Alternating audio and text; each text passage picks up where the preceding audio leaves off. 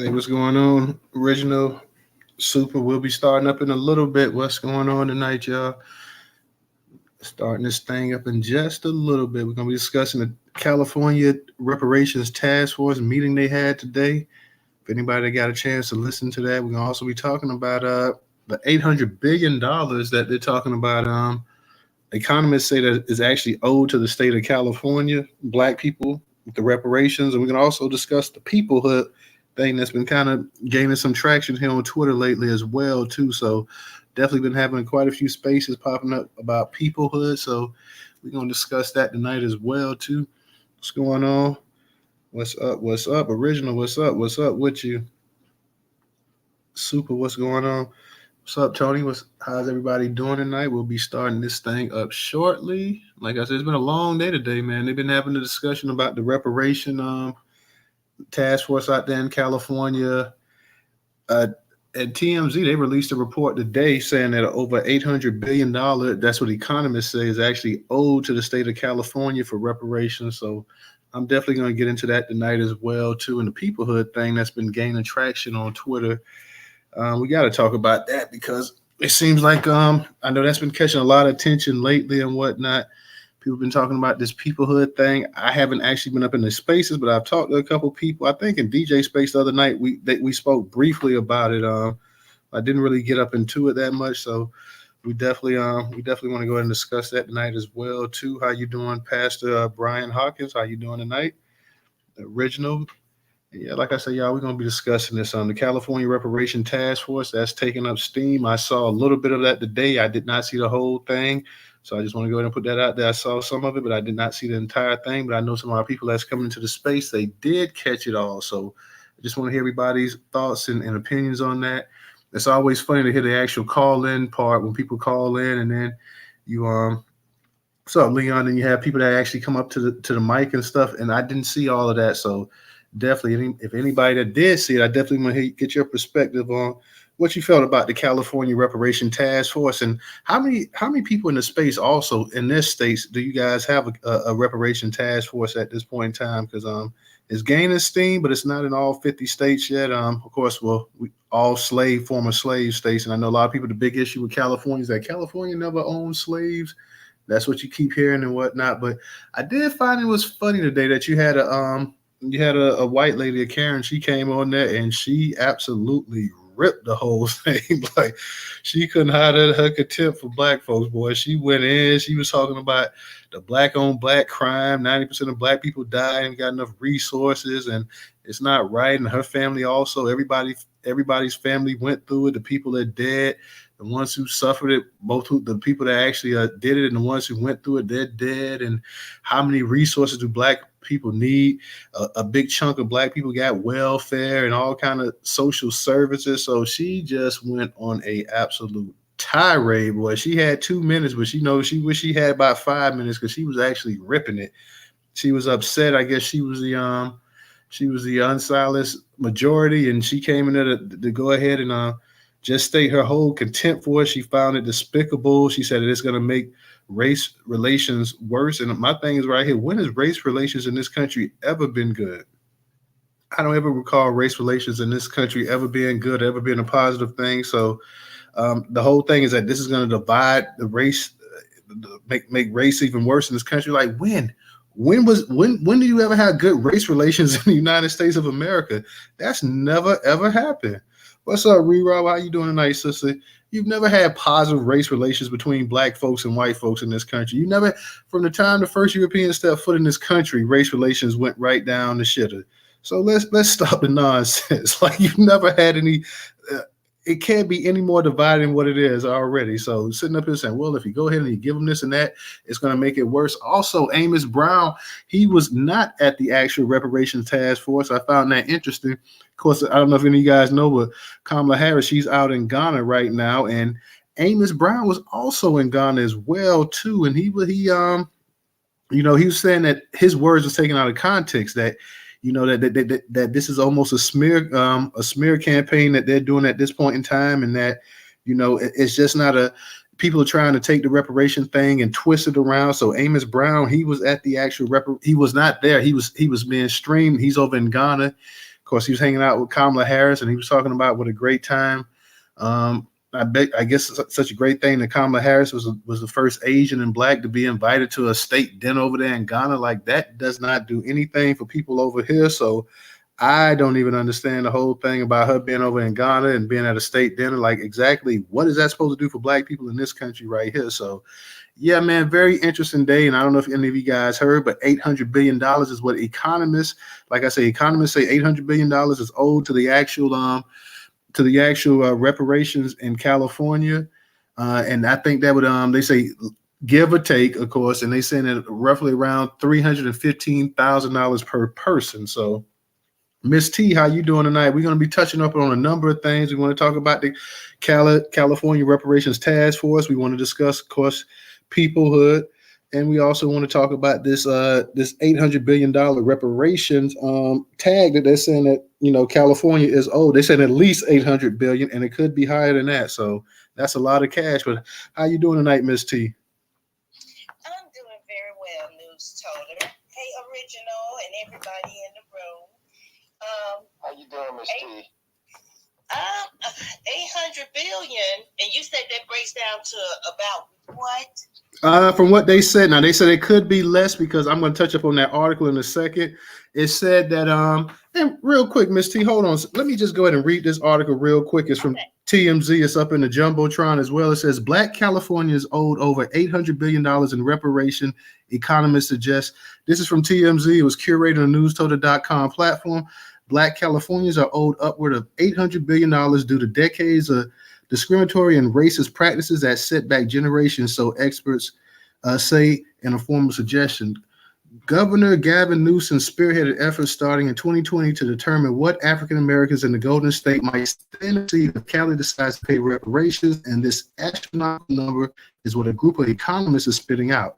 There's a whole task force dedicated to this issue, consisting of state lawmakers focused on 5 key areas: the taking of property by government, the valuation of Black-owned businesses, housing discrimination, mass incarceration, over policing, and general health.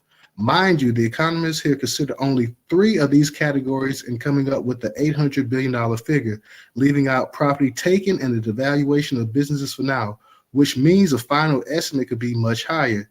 In any case, the task force will hear this new total Wednesday and take it under consideration in a scheduled meeting.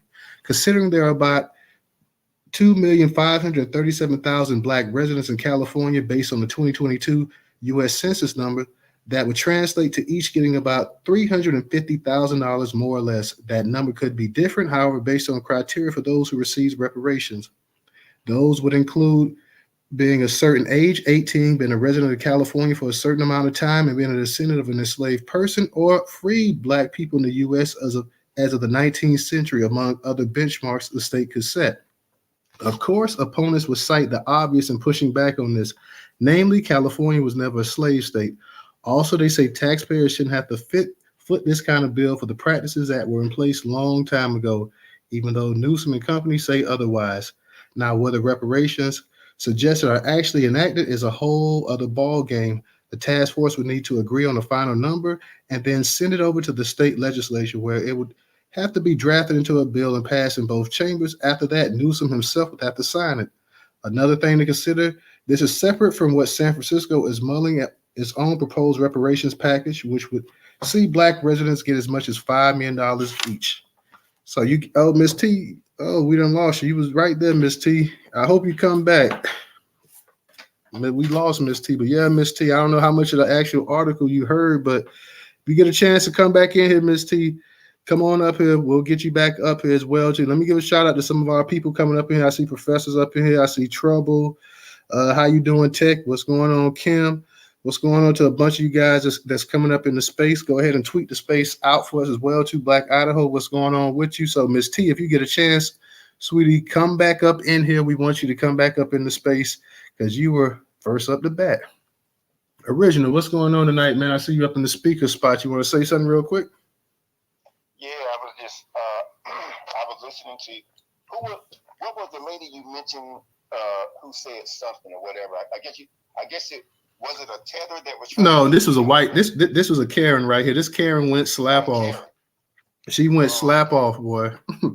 She started talking. She sound just like her racist white pappy. She be sleeping with, I'm sure. Like she sat up here and she gave you every stereotype that you could think of. She talked about the welfare that we was already receiving. That a large chunk of us was getting welfare. 50% of us had single parents. 90% of us, black on black crime is 90%. We've had all kind of opportunities to do this and do that. And, you know, when are we going to take responsibility? Slavery ended 160 years ago. Everybody's gone through a bad phase in life. Everybody's gone through bad things. I mean, this Karen, she was a pure Karen, and she might even been a Karen. She might have been a Gertrude. She was just going off, just rambling on. Well, see, they didn't say that when the Indians got their reparations back in the 90s. Nobody said there was no one alive who went through what they went through, the so-called Indians. But I just found out ironic because I was listening to Black Alpha Network before I chimed up to you, and Marcel kind of got into it with that old Marianne Williamson. I think it was her. I didn't know. Well, I didn't know she was Jewish. And Marcel said something. I saw the video, and she was like, "Well, I'm Jewish." Like as if that means something to black folks. Hell, we don't give a damn. I know I don't. I'm not paying any attention to that because that just like when they throw that word out there, homophobia, it's meant to shut down the dialogue. But he said she got loud with him, and he got louder with her. I love it because see, they are upset because with this right here, they can't run to Agent Al Sharpton, or they can't run to these black elected officials and say, "Can y'all go talk to them and just tell them to quiet down something?" No, we're not going to be quiet. We're going to be bold and in your face, and we don't care if you don't like it. That's just the way it is. And so now that this whole issue has gained so much momentum, and see, I don't know if you saw it, but I sent you a DM today, and the latest thing that has happened now, Newstoter, is that Gladys. Remember when Gladys Knight was given this so-called Medal of Honor, or whatever? Talk about Joe Biden, yeah. Yeah, this motherfucker. He gonna sit. Her and her husband want to have a dialogue with him about a PPE contract or whatever, right? They said he wouldn't have that conversation with them, but yet said that now she has the business structure already set up. But this degenerate white bastard said that he was looking for a so-called Native American company. I'm like, and see, but yet, what did he tell black folks? Well, he told that Charlemagne guy, if you got to sit back and discuss whether to vote for me or Donald Trump, then you ain't black. I'm like, I've been going off. These people been sending me stuff, and I've been going all the way live with them. Even someone, I don't know if I mentioned this tweet, I can't remember now, but someone from Ron DeSantis' campaign sent me a text message. And oh Lord! I don't want to tell you what I said to them because it will be offensive to some people. And it had. I'll just say this: if you kind of figure it out, it had religious undertones. But I told them, and when I got finished with them, I said and stated, "Fuck off my goddamn phone."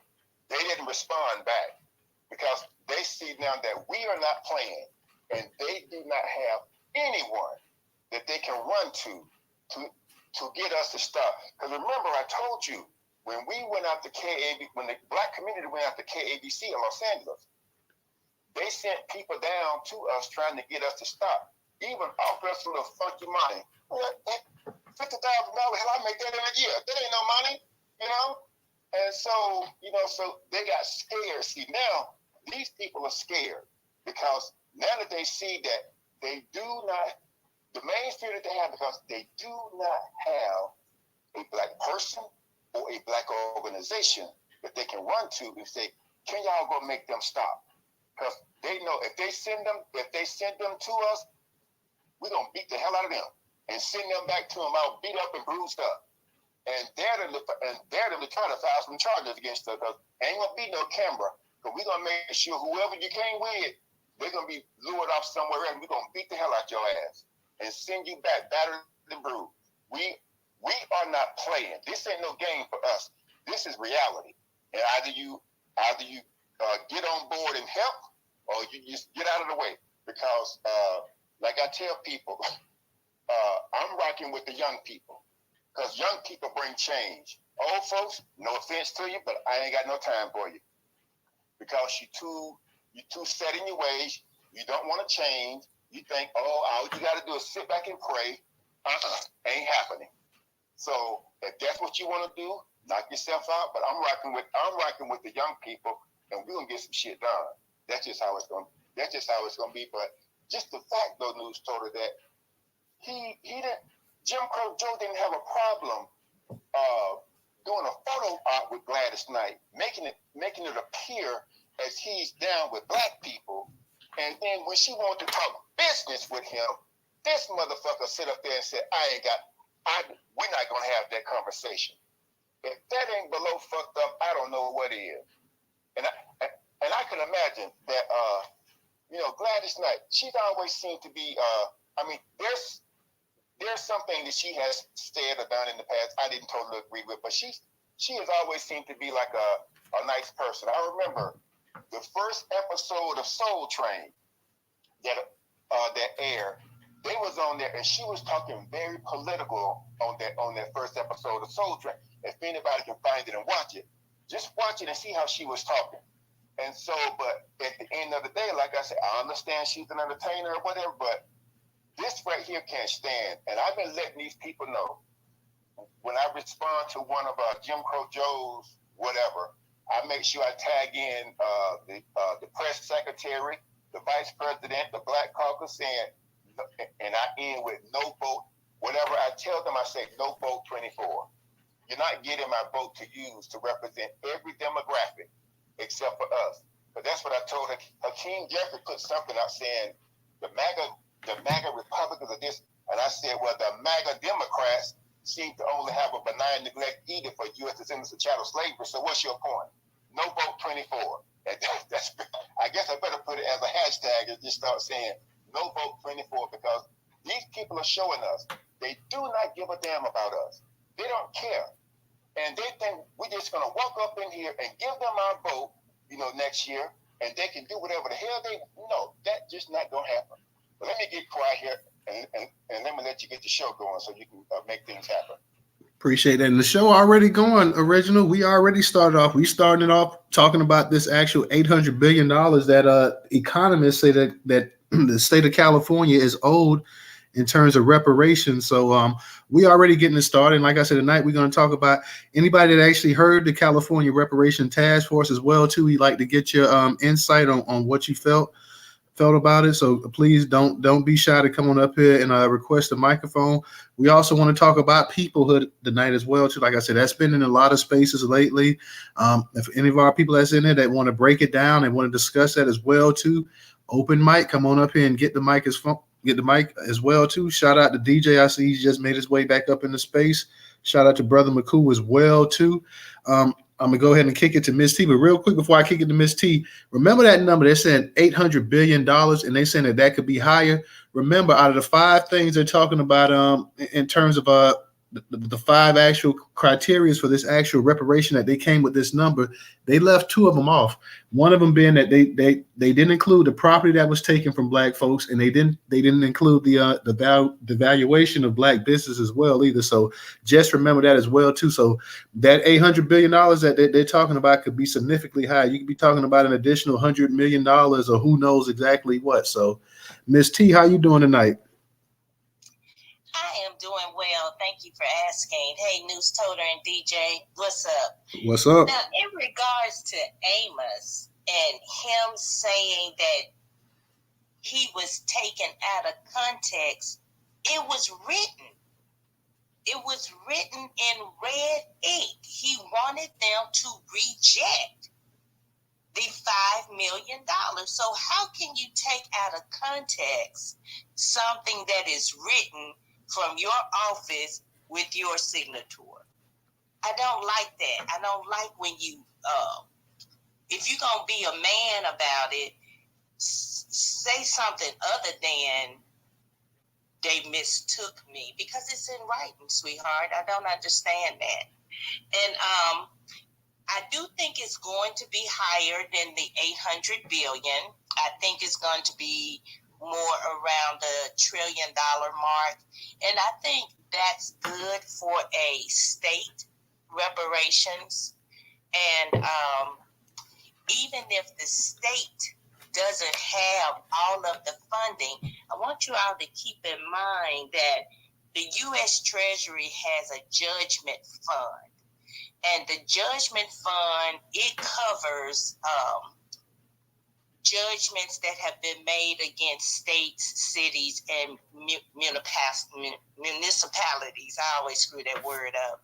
Yeah, me too. Yeah, so if let's say they only have the 800 billion, but the judgment is $1 trillion, that's when that judgment fund will kick in and cover the remaining amounts. So in any of our states, if we're doing state reparations, or in Georgia, they're doing county reparations right now, just keep in mind, don't worry about the dollar amount being too high. That's not our worry. We have to remember all of the atrocities and the suffrages we've gone through. We're still suffering to this day. So let that not stop you from asking for the first fruit, the most fruit. And then it's up to them to prove why they don't owe it. We already can prove why it's owed. And really, there is no actual top dollar amount that could recover the damage.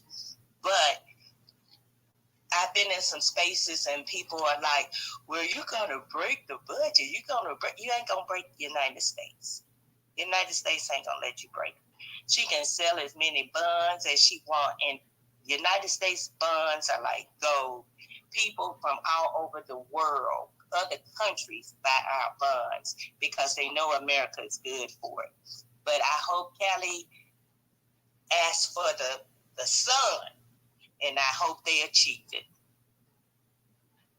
Yes, ma'am. And I'm with you. Like I say, if they actually going to add these other ones up, if they're talking about actually adding, and like I said, they took two of them off. So if you actually add those other two boxes, check those other two boxes, this 800 billion could be significantly higher. And they say, like I said, that, and this is actually separate from the actual San Francisco reparation thing as well too. So I wonder how that would go about. How would that coexist? You know, since California is a state, San Francisco is a city. How would that coexist in terms of the actual? And that's not to say that they're going to give them $5 million in San Francisco, but how would that coexist if they did say this number was accurate, that they did give them $800 billion or whatever?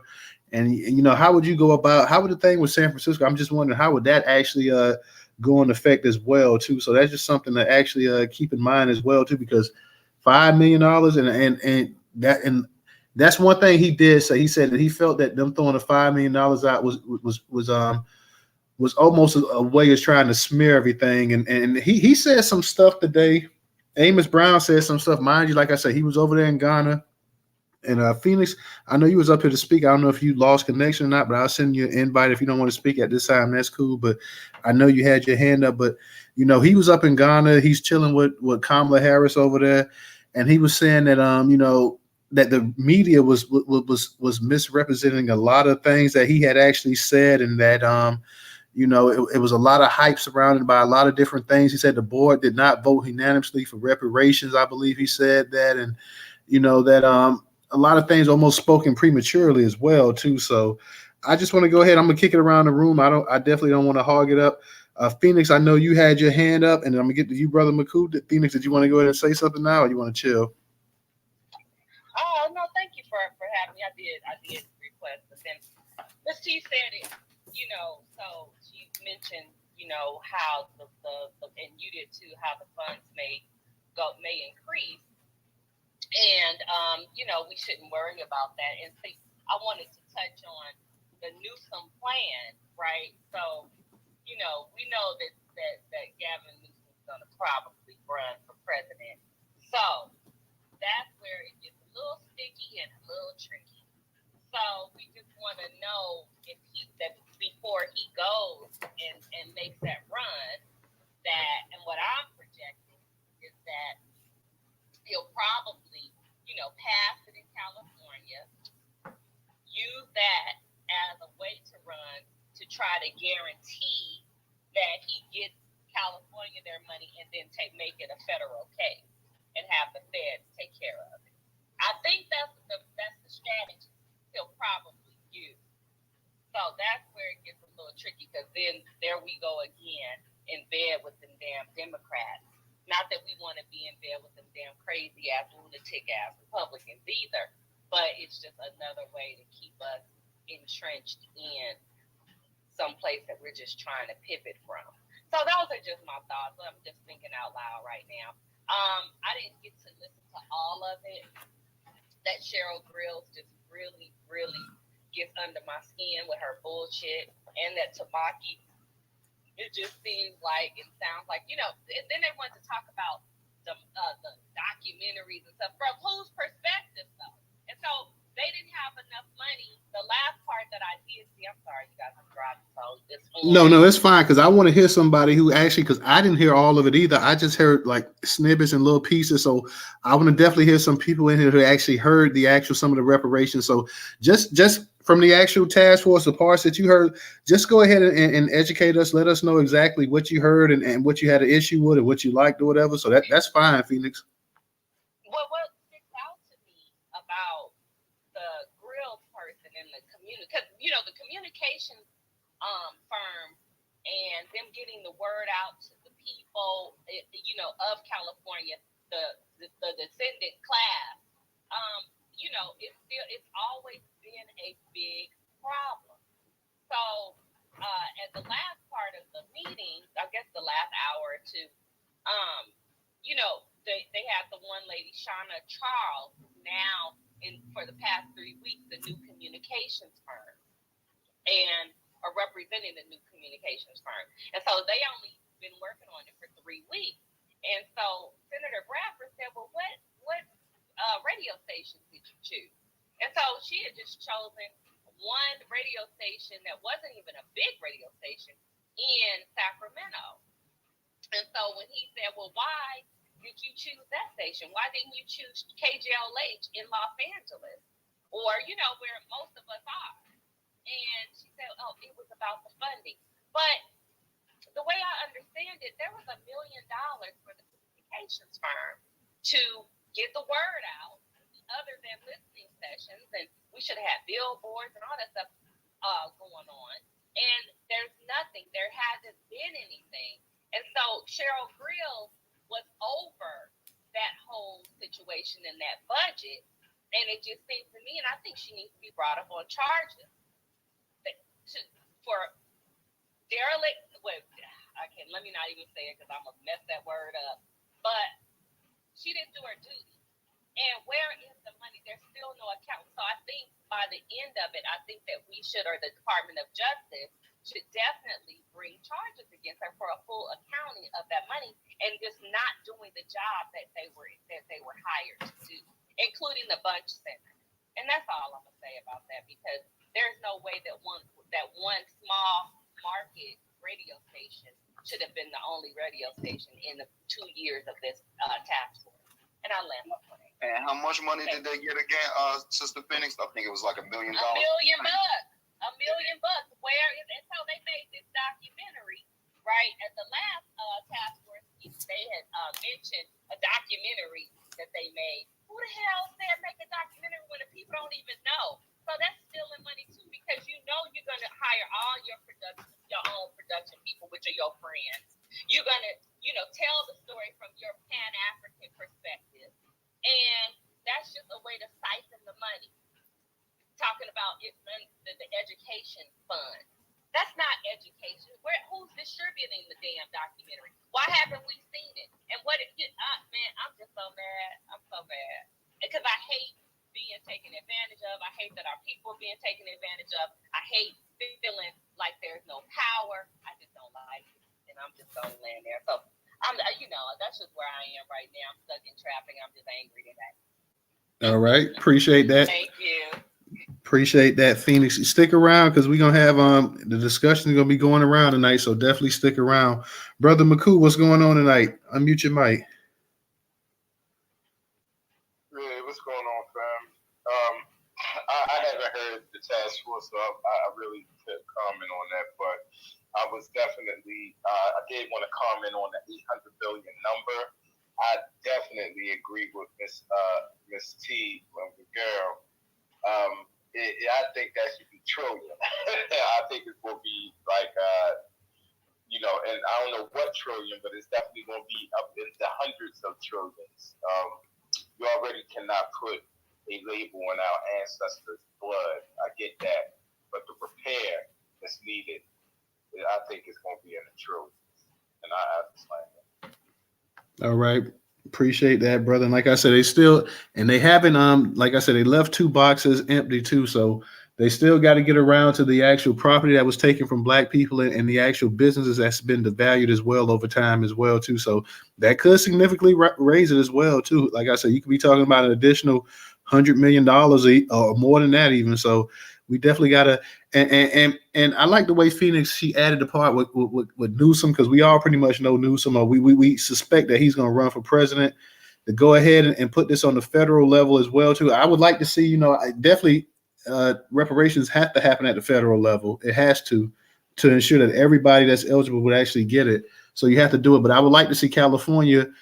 California does have a large enough economy and population. I'd like to see them go ahead and do it on the state level as well too. And I know the vast majority of states cannot do what California can do, but I would like to see them actually go ahead and do it and actually kind of put the pressure on the rest of the nation. I don't want them to go ahead and create this and get this close. You got a task force, and then you're going to get the amounts and everything else, and it gets approved or whatever. And then you're like, okay, well, I'm out of here. I'm going to run for the White House, which I still don't think Newsom is going to win, but I'm going to run for the White House. But let me go ahead and put this on the federal government's lap. And I started and I was talking about it, whatever, and I used this as a way to catapult my campaign.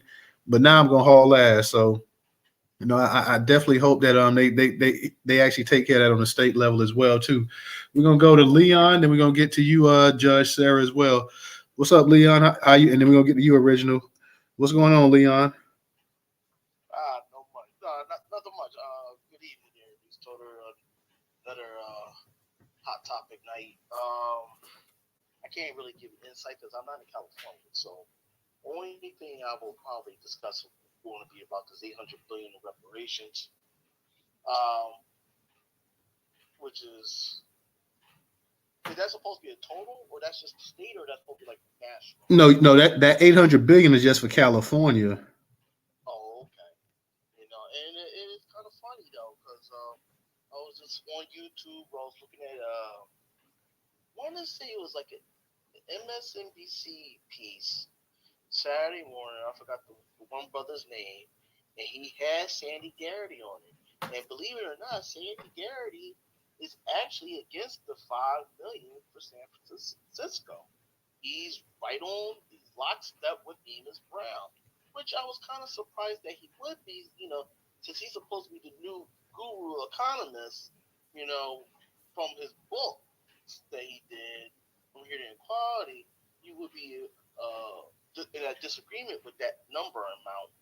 And his number, the gentleman asked him, it was a brother too, supposedly, anyway, asked Darity, well, what's the number you would think totally? Darity was talking about only maybe $160,000, $180,000. He said just 160 to 180,000. He said, yes, for black people. And I'm like, and I was kind of like, and then he was also agreeing with policies and stuff. I'm like, wait, what's wrong with this guy? Like, I don't want any. I mean, don't get me wrong. If free education is part of the mix with the cash reparation, that's fine. Although I don't need the education, I'd rather just have the money. But thing is, in order for us to get to this, even out this generational wealth gap, or a lot of things that black folks are having problems with, we're going to need that money, and that's what white supremacy is fear of, because they know if we get that money, there's a lot of things they're financially not going to be able to do to us, because we'll have the money. We'll be able to put that money towards different resources as far as protection or our own health, as like medical and educational stuff like that. There's a point that we won't need though, and also not only that's against it, but we also got some of these black organizations are against it as well. We get that money, we're not going to need NAACPs or urban leagues or Action Network and others. You know what I mean? They would just be non-existent, because what they stand for now, as long as white supremacy paid them, it's pretty much just running block on of the progression of us in this country. So there's just like other things we just kind of have to think about as well. And also, I just want to bring another tip, another information as far as this. I don't know if you noticed or not, there's Asian Americans had their little anti-Asian hate thing in D.C. Today as well. So they're on the campaign tag as well. They're against reparations because they feel that they need reparations because it's the black people is oppressing Asians, as with these fallacies and missed statistics on how blacks are leading in the most Asian hate crimes and this, that. That's a lie because we proved that wrong a few weeks ago in that actual space we had when we was talking about the hate crime. So that's a lie. Yeah, I know, I understand, but that's the fallacies they're talking about. You know what I mean? And but make no mistake, people. White supremacy is bad, but I'm telling you, man, these Asians are lockstep with them, and they got their own anti-black agenda going on, and it's just something we really going to have to watch. So, I mean, granted, we have no allies, but like we going to be, I swear, I think the fight front is going to be not only white supremacy, but it's actually going to be against these Asians too. Not laying there. Appreciate that. Newstoter, can I jump in and give them a little clarity about Garrity?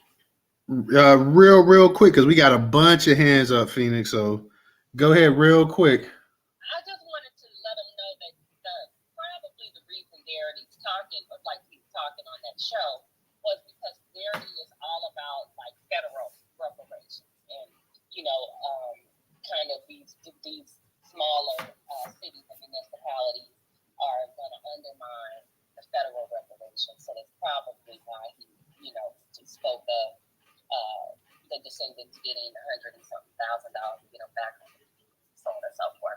In addition to the state that's going on, so there is some point to the San Francisco situation. So of maybe not doing that because then you're talking about the double dipping and all that stuff. Anyway, I'm done. Thank you. Okay. Let me go ahead and get the. Hey, just real quick. Also, the book From Here to Equality, Dr. Dirty said it himself, is only based on the Reconstruction era until now. It has nothing to do with slavery. This book is based on closing the racial wealth gap, not about all the atonement of everything. So there you go. All right. Let me go ahead and get to Judge Sarah. Judge Sarah, go ahead and unmute your mic. Hey, Newstoter, thank you for continuing to discuss reparations. I so much appreciate that. And hey, DJ, you guys, really quick, I want to say it's a couple of things I want to say. I want to bring awareness to you guys. The 800 billion. I think that's something maybe we saw from Bloomberg, and Chris from CJAC said that wasn't the case.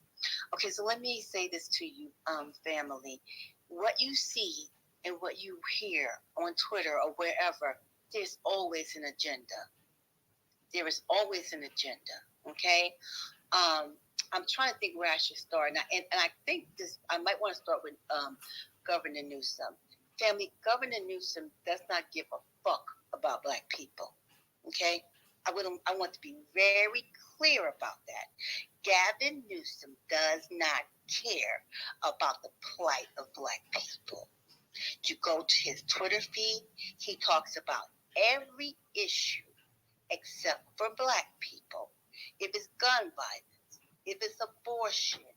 I came for him last night because he had smoked for somebody about the gun issue, but he never discusses Black people and the oppression. And I will say this again. California is the most Jim Crow state in this country. Black people are oppressed in California, and it's continuously swept under the rug. Okay, I want to get back to the reparations thing. This $8 billion or whatever, $800 billion, whatever it might be. Okay, it doesn't matter how much it is because it's not going to harm the economy. I get angry when I say this because it's elementary. It's very simple. You give people in the economy money, it stimulates the economy. That's why during COVID, they gave you money. The interest rates, when they lower the interest rate, the intentions of lowering the interest rate is so people will have more loans, they spend more money, they build business, and they create economy. Giving reparations is only going to improve the conditions of America. More than likely, it's going to offset the harm done by COVID. Again, I'm going to say to you again, Gavin Newsom does not give a fuck about Black people. What he knows, as I know, and many of us don't realize, Black people are the decision maker. Biden is the president because we made him the president. He made the justice the Black lady because we made him the president. Gavin Newsom is giving a strategy. He's trying to get you to think positive about him so when he runs, he may have a better chance of winning. Again, go to his website, go to his Twitter.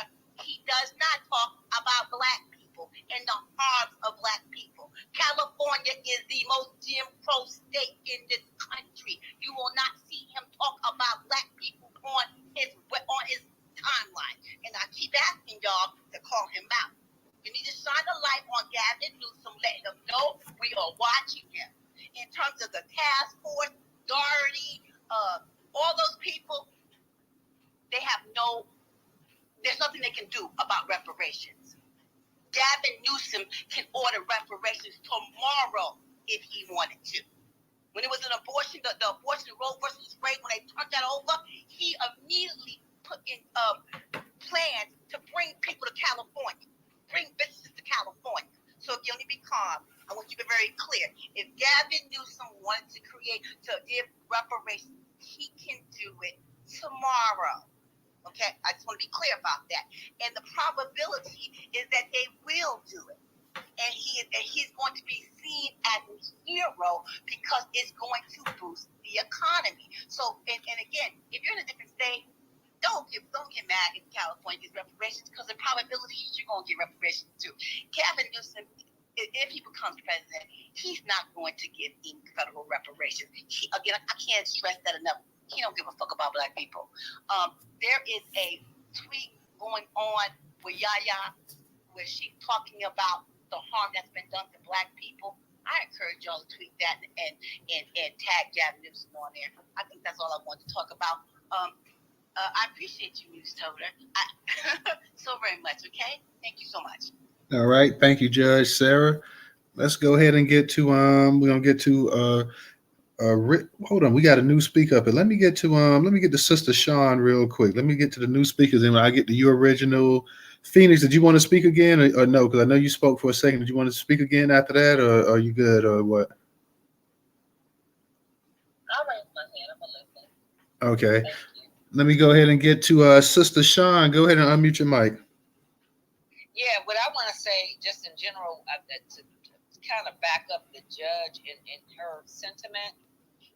But this is my sentiment. It's no reparations, no vote, and no more of your wars. That's just the bottom line. That's the bottom line. Irrespective of what we're going on internally, we got to really go to higher learning and higher thinking, right? And then we have to approach things differently. We can't approach them in a juvenile manner. We have to really approach them in a serious manner. Or when we come above these hearings and all these things, we're going to be deemed unserious. And that's just the bottom line of it. Whether you want to like it or not, we can be, all unserious on Twitter. But when it comes to going before a board in legislation, in the federal government, we've got to be on code, irrespective. So my overall thing is no reparations. We're gonna all eyes are on California, and there's other groups and initiatives in other states. So we're really looking to California to what you call do a baseline or a template. But whatever happens, I mean, it's gonna happen. But it ain't gonna happen without force. Power concedes nothing without what's that thing? Power is not handed over; it's taken. It's just the bottom line here. And no reparations, no vote, and no more of your wars. I actually thought about that. I have a son here. I'm not fighting the goddamn war. My son is not fighting the goddamn war. We fought all the wars for this country, for all these damn immigrants and everybody else. So if you don't give us our reparations, this is my new mantra. We're not fighting your wars. So don't come for me. I don't want to hear your damn enlisted service and your civil and selective service. I don't give a fuck. Send me a paper. You better send a damn armed guard to my house. Because I'm not sending my son. No more. So that's number one. The peoplehood. So the peoplehood thing, that kind of came through left field. I understand where it came from. I'm going to let the peoplehood defend themselves. I understand what it is because originally we weren't people. We were property. And we had to evolve to who we are today. Right? We were people. Then we were 3/5 of the human beings. And then we were Negro. We were colored. And, we were all these things. And that's all the trauma that we kind of are feeling in these spaces and stuff. But I kind of understand the peoplehood kind of thing. But the people, I just don't think the time is now. Right now, we got to make the main thing the main thing. See, we got to keep our focus on the main thing. And the main thing is dealing with right now this OMB and the delineating. We literally all agree. That we got to delineate. So nobody's proposal is over. You have a right. It's an open public forum. Nobody has nothing on lockdown. You have a right to submit whatever you need to submit, which is what I'm going to do. Because nobody's going to tell me what I'm going to do. Nobody. And I already know that I'm not comfortable with, right or wrong. Prove me wrong. See, I'm open. But yeah, one of the things on that OMB question, but they trying to remove the word Negro. I'm not comfortable with that personally. I know some people disagree with me, but the reason why is because that is the only annotation that we have in the U.S. Constitution. I'm not letting that go because I think there's some trick bag. No, you can cross-reference that shit. We Negro, you cross-reference it down the way that you unpacked and repackaged and 2.0'd us. But that fundamental word is in the Constitution.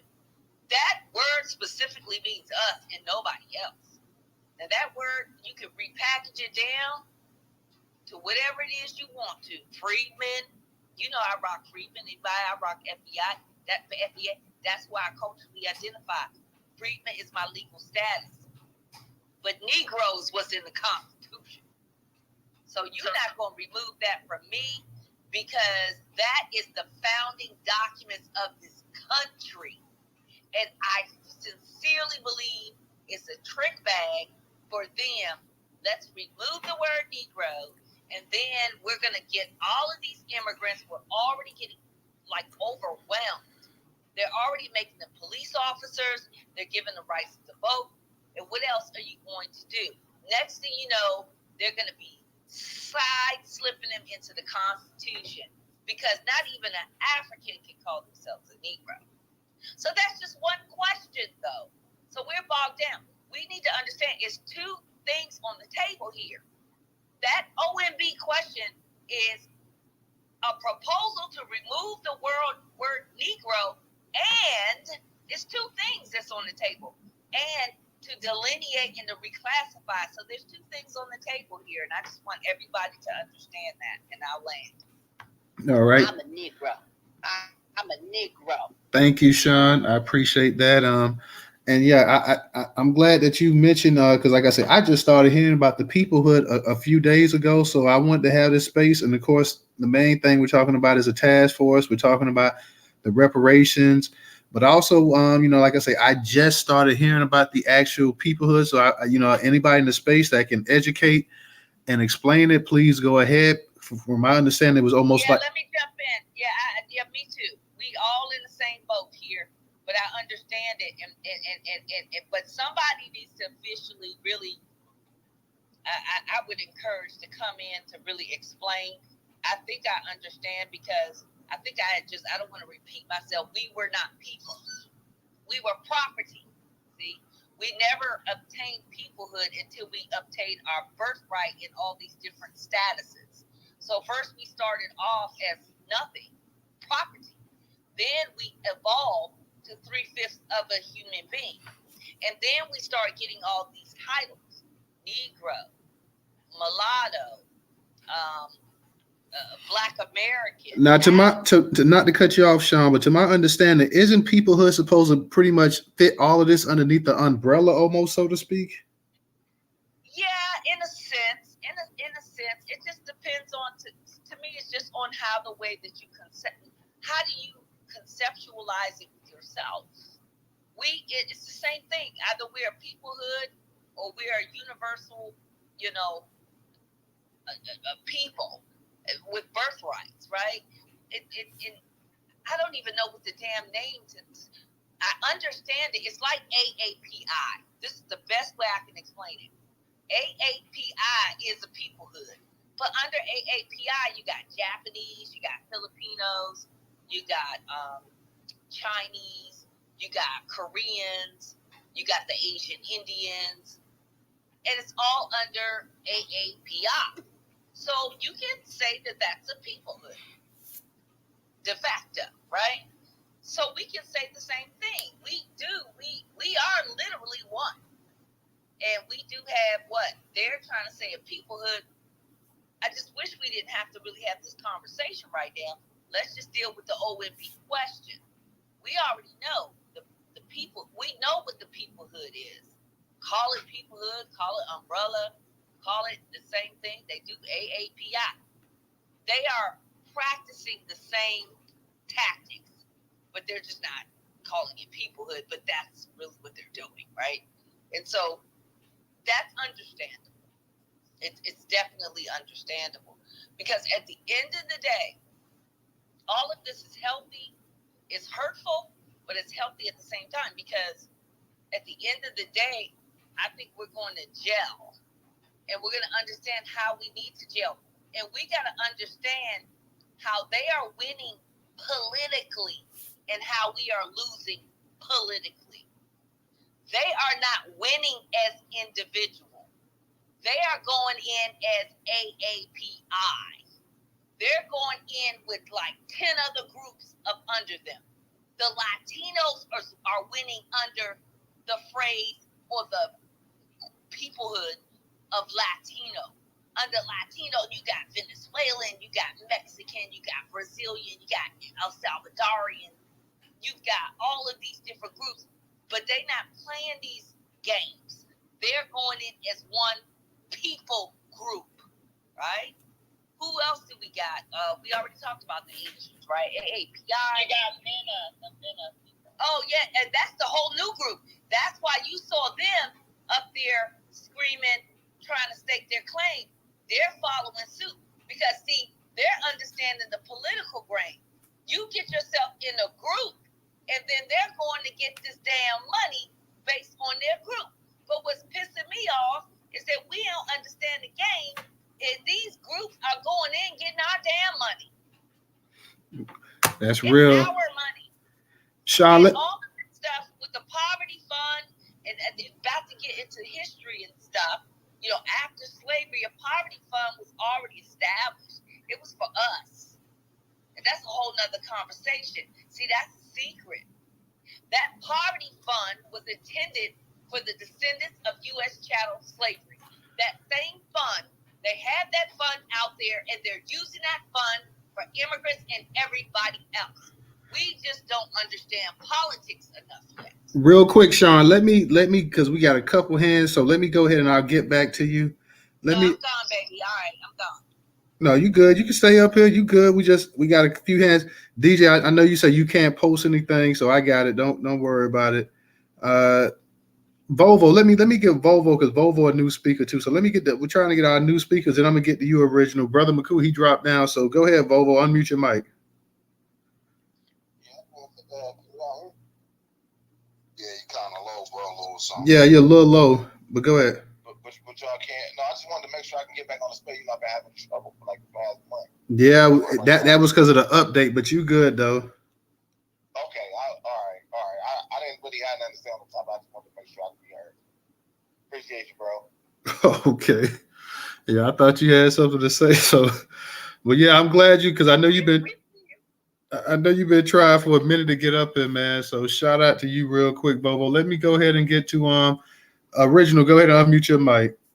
Hey, just let me say something to piggyback off Sister Sean real quick. So yeah, I understand what you're saying about the peoplehood, but the problem is with us being Negro freedmen Americans, the diaspora does not fuck with us. We are codders to them.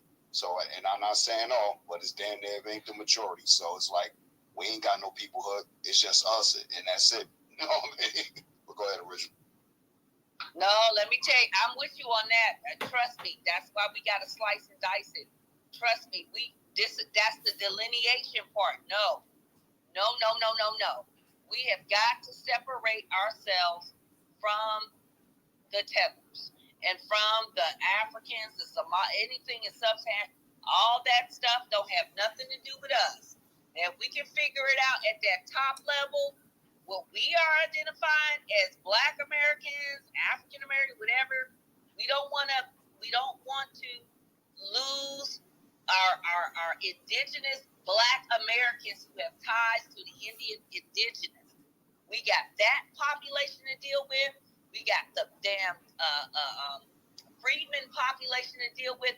This is all on the United States records. All the stuff that's new is the FBA and all. That's the new stuff. Freedmen is on the books. Negro is on the books. Mulatto is on the books.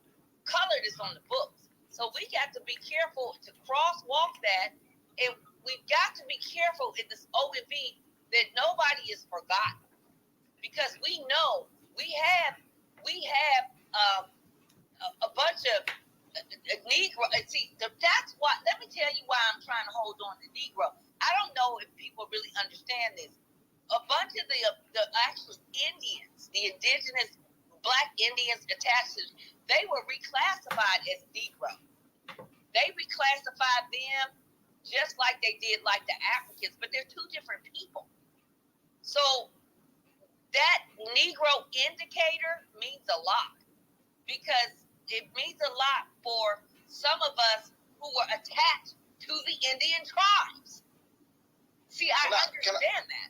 And it also attached to some of the Africans. If we get rid of that, I just do not recommend that, because that's the only term that they use then. So, so we got to encompass it all. And you got to understand, you mixed and remixed and remixed in the batter. But man, that word Negro, it is strong to me, because in the Constitution, and that word Negro directly ties the indigenous Indians. Can I ask you a question? Go ahead. How do we prove who is Negro? Because No, you have to go by the records and the census records and the reclassification and who was here and what was reported in this country. Right. You know, Okay. it, Now you let me go say by this real that, fast. not by your birth certificate though. You go by the timeline. And it Now, started in let me say this real fast. Like no, that's I think you can use your birth certificate as well. It's a combination of both the census records and your birth certificate. It's a combination. My mom. What would your birth certificate show you? My mother says Negro on her birth certificate. My mother was born 1950. My mother and my mother say Negro. So I'm a Negro. Happy, fun. But when you do what I'm saying is when it comes to reparations and it comes to your you being here during the time of slavery or your family or whether you were indigenous and rounded up and put on plantations, which is what they did because they classified all the people that were indigenous and dark as Negro. So that was the Virginia Act.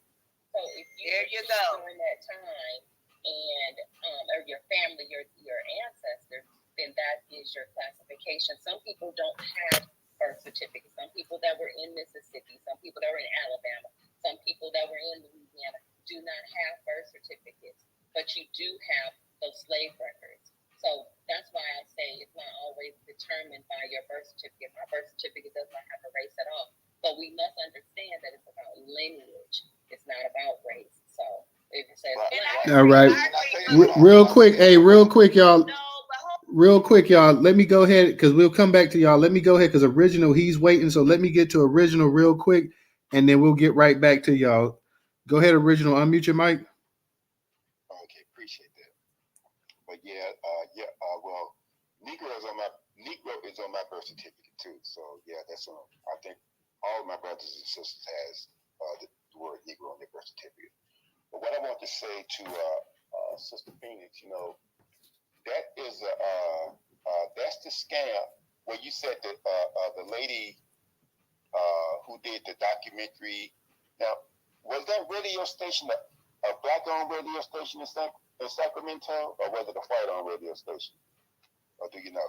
You know what? I don't know, but I don't really think because the way he reacted to that was that it wasn't significant, and I don't think it was black. I think it was some other kind of station, just a pop station or something like that. Yeah, not targeted for us.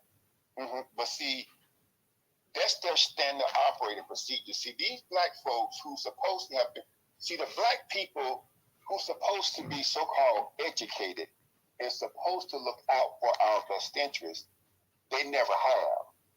Because and I mentioned this before. See, when I lived in California, you know how they have the Southern Classics where some of the HBCUs travel the country playing different ball games. So one year when I lived in California, it was Grambling and someone came to San Diego. See, San Diego is only about like an hour and a half from Los Angeles. And so what happened is these dumbass fools, they was given a marketing budget.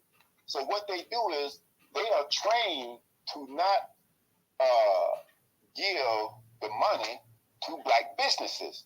So the dumb fool who was in charge of the marketing, he hired a white marketing firm. They took the money to a white radio station that black folks don't listen to. We all listen to KJLH, like you mentioned KJLH. We would all listen to KJLH. There was another station at the time called KACE.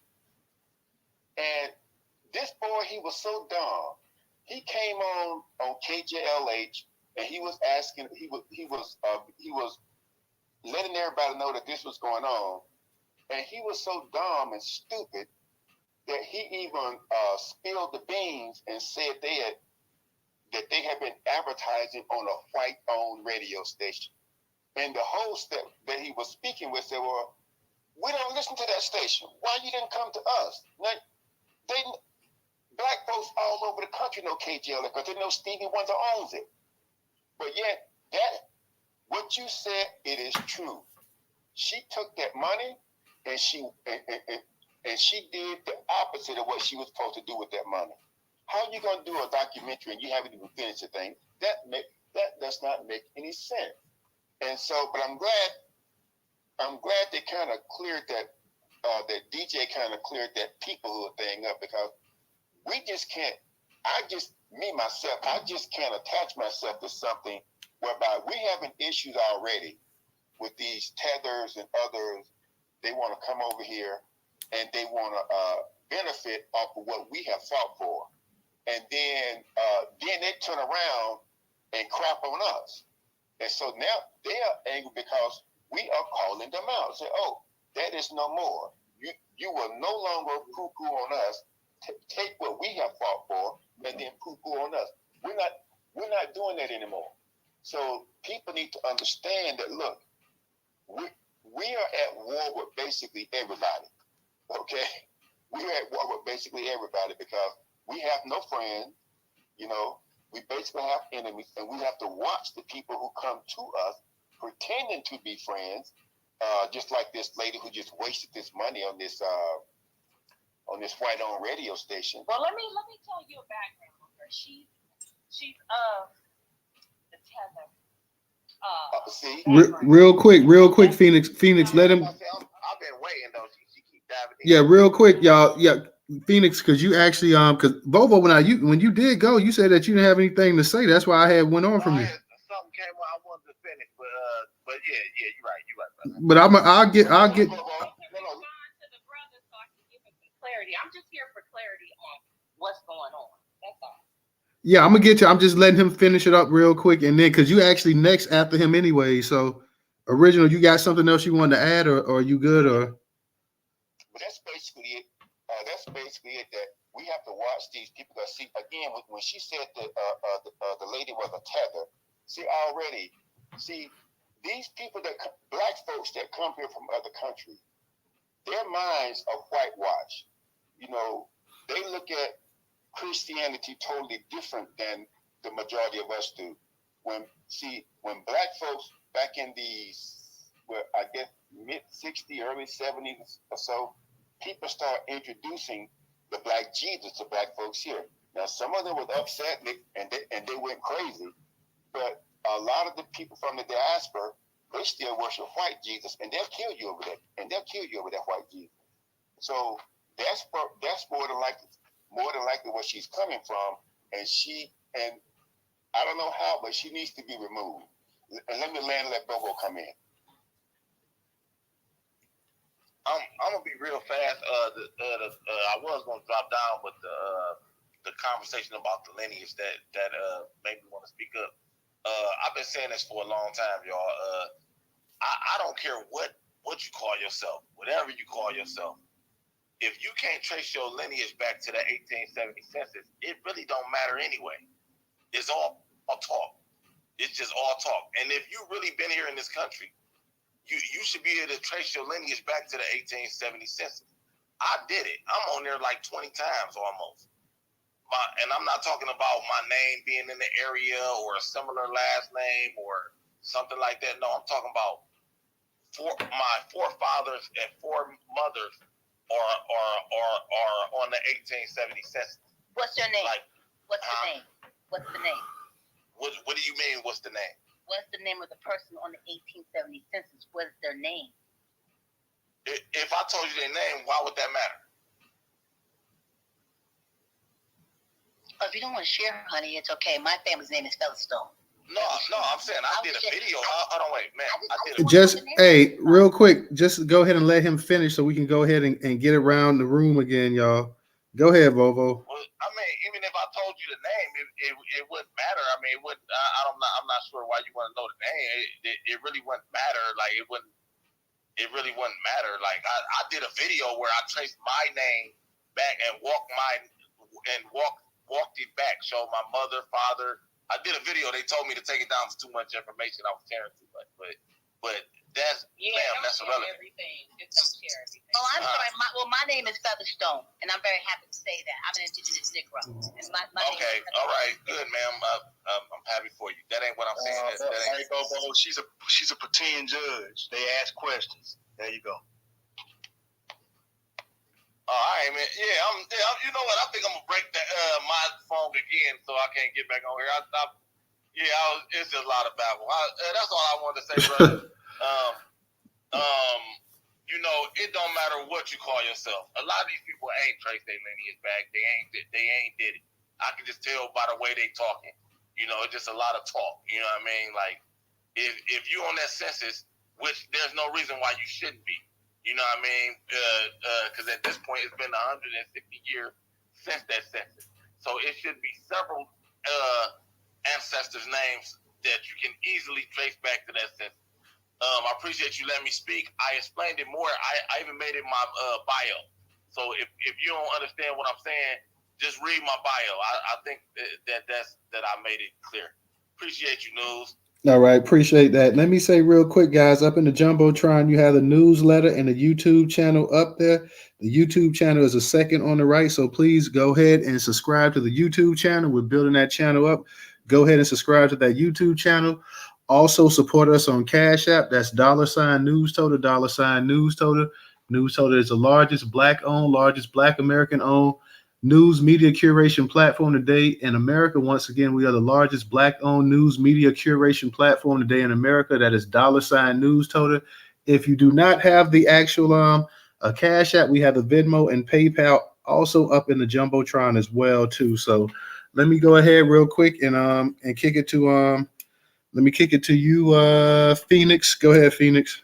And then we got Phoenix, we got Miss T, and we'll get to you, Professor, as well too. So Thank you so much for letting me speak, and thank you guys for being here. I just love y'all so much. Thank you, Toter and DJ and all the ladies. I just want to say this.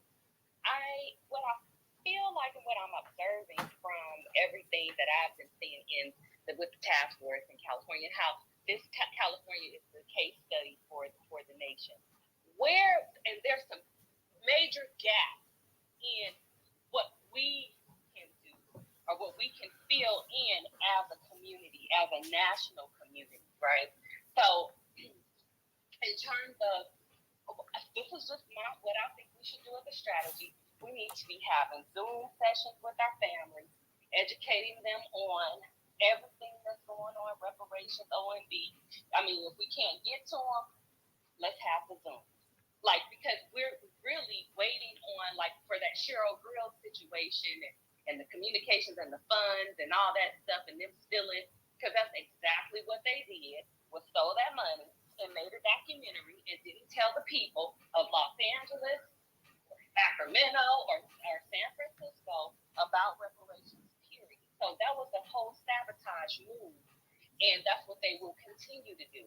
So what I'm saying is, as grassroots, we need to be a lot more proactive. We need to amp it up 10 times or 100 times and reach out to everybody we know that is descendant. And not only we need allies too, but we need to be educating everybody. But we can do it on Zoom. But I also want to say this: when it comes to voting, what we need to do, we need to be running for these offices, and then that way we're placed strategically throughout the country in these places of power, where we don't have to worry about a Cheryl Grills, a Lisa Holder, or a Don Tamaki, or anybody else. Please take note of what's going on in California. We got all these random people having a say on our reparations. So when we're placed in these positions, and I mean, we can run for state senators, state congresspersons, people. Those are things that we can actually get seated in easily.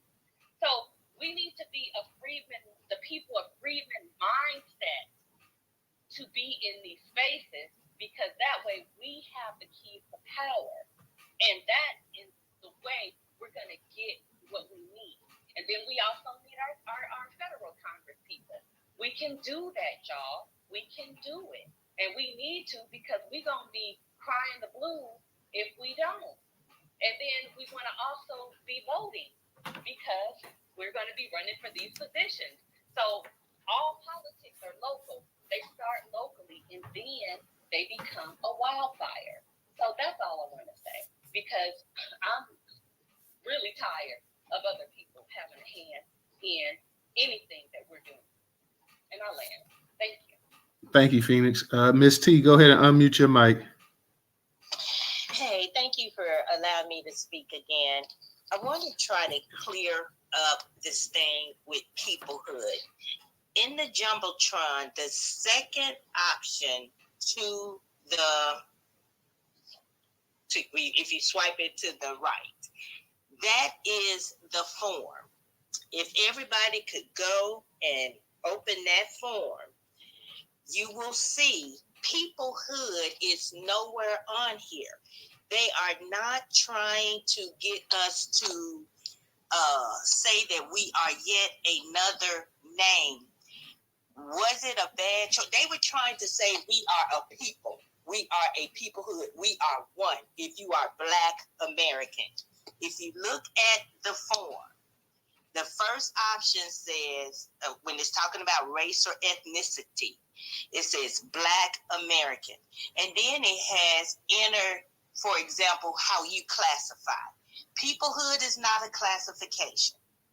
Everything is on there that we've ever been called. Even Gullah Geechee is on there. Creole is not on there because a lot of times Creole people do not identify as Black. But I did ask the question about Black Native American. If that is how you classify, you can put that in that written box. But look at that. Peoplehood, they just use that word to say we are one. It's not a classification of who we are. And then if you look on down, you can see they have another area for Caribbean. This is how we're delineating. They have Caribbean area. And then underneath there, it's like, okay, well, how do you classify? Are you Jamaican, Haitian, Bayesian, Trinidadian? And then below there, a couple more below there, you'll have the Sub-Saharan African. And that is when they would select, Nigerian, Somalian, Ghanaian, whatever. So let's just drop this peoplehood. It's not them reclassifying us. We are still whoever it is you identify as. And all you have to do, click on that link, that Federal Registry link, copy and paste that form, and then put in there your name and how you identify. Let's not get caught up on the word peoplehood. It was just them thinking that they were clever and uniting us, and that is the one word that is tearing us apart. But yeah, everybody, we get to keep Negro. Okay, also, the first thing in the Jumbotron, why I feel like art, I'm sorry I put so much in the Jumbotron. The first thing in the Jumbotron is because they are trying to get rid of the word Negro. And we believe because there's so much legislation attached to it, there's so much money attached to the word Negro, why the hell you want to get rid of Negro? And that first slide, simple cut and paste again. Please do not remove the word Negro from the lexicon. And it's just that simple, y'all. Please let the peoplehood go. And with that, if you have any questions, you can ask me or hit me up in my DMs. All right. Thank you, Miss T. Professor, go ahead and unmute your mic. Yeah, good be in this space. Again, Newstoter, as always, man, your spaces are always just great to be in, to listen to what everybody have to say, and always information that we need to know. So I always give a shout out to the sisters that bring it up in here, like Miss T and Sister Sean right there. Oh yeah, there she is, Phoenix. I thought Phoenix had left out. So it's good to see those sisters coming here and bringing some knowledge to what we need to know. That was another one up in here, but that was a judge or a pretend judge that was up in here, by the way, that don't really care about Black people. So I just want to throw that out there. Now, getting back to this whole peoplehood thing. Peoplehood, when I first heard it, right, I really just thought, are they talking about us in that way because we always talked about how Black people are from the hood. See, that's what we always center ourselves around, is the hood, Black people from the hood. So I just wonder, is that what this is all about? I mean, I'm just wondering because it's all of a sudden has become a popular term now in spaces.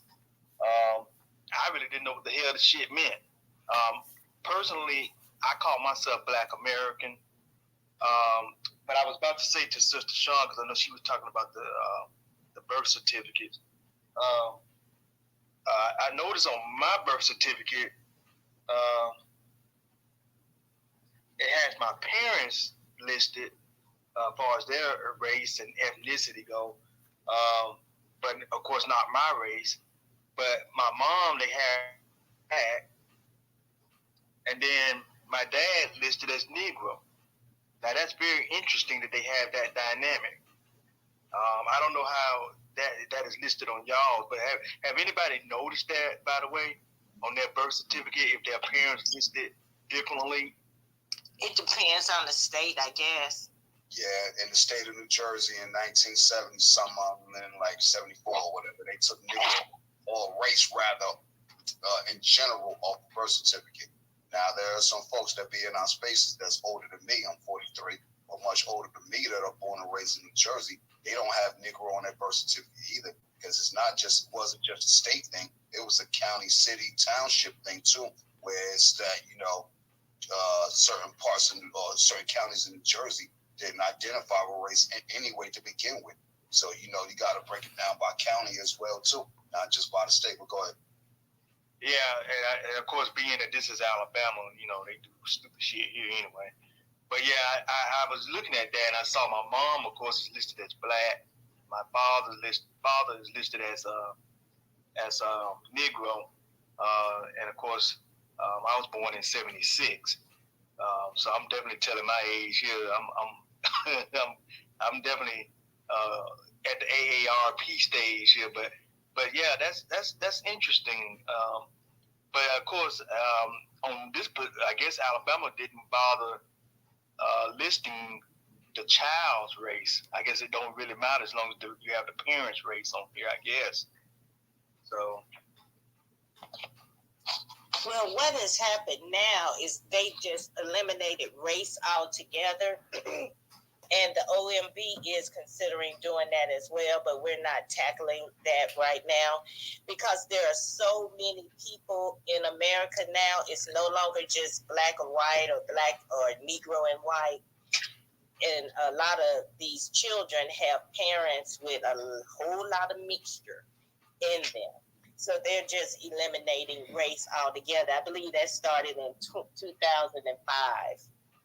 Well, yeah, Professor, you remember that space we had about a week or so ago where we was talking about the checking the racial box and stuff, and you got the Middle Easterners and you got the South Asians and everybody, and even the Jewish people want to identify as their own ethnic group and not just religion. So right now, in this point in time in American history, everybody's looking for a way to go ahead and identify themselves somewhat different in years past. So you got everybody, and of course, black folks pretty much, been pushing for it for a long time now, but you got everybody trying to go ahead and use identifiers to try to separate themselves. And basically it's all for political gain as well, too. People are trying to stand out politically as well, too, because you had a lot of the Asians saying they didn't get the actual attention they need because they're all just clustered in together.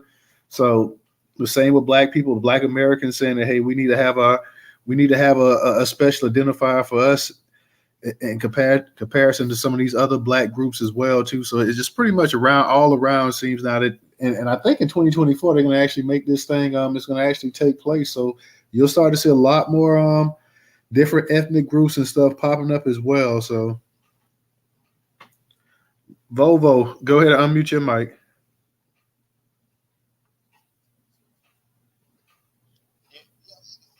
You low, Volvo. We can barely hear you now. Y'all can't hear me. Now we can hear you. Okay. Yeah. I was just reading that form. I was just wondering that's correct. That Black American, all the stuff is saying under there. That's correct. Now, I'm kind of late to the party. What is her name? Miss T. Like, who put that out there? What is that about again? I'm not really.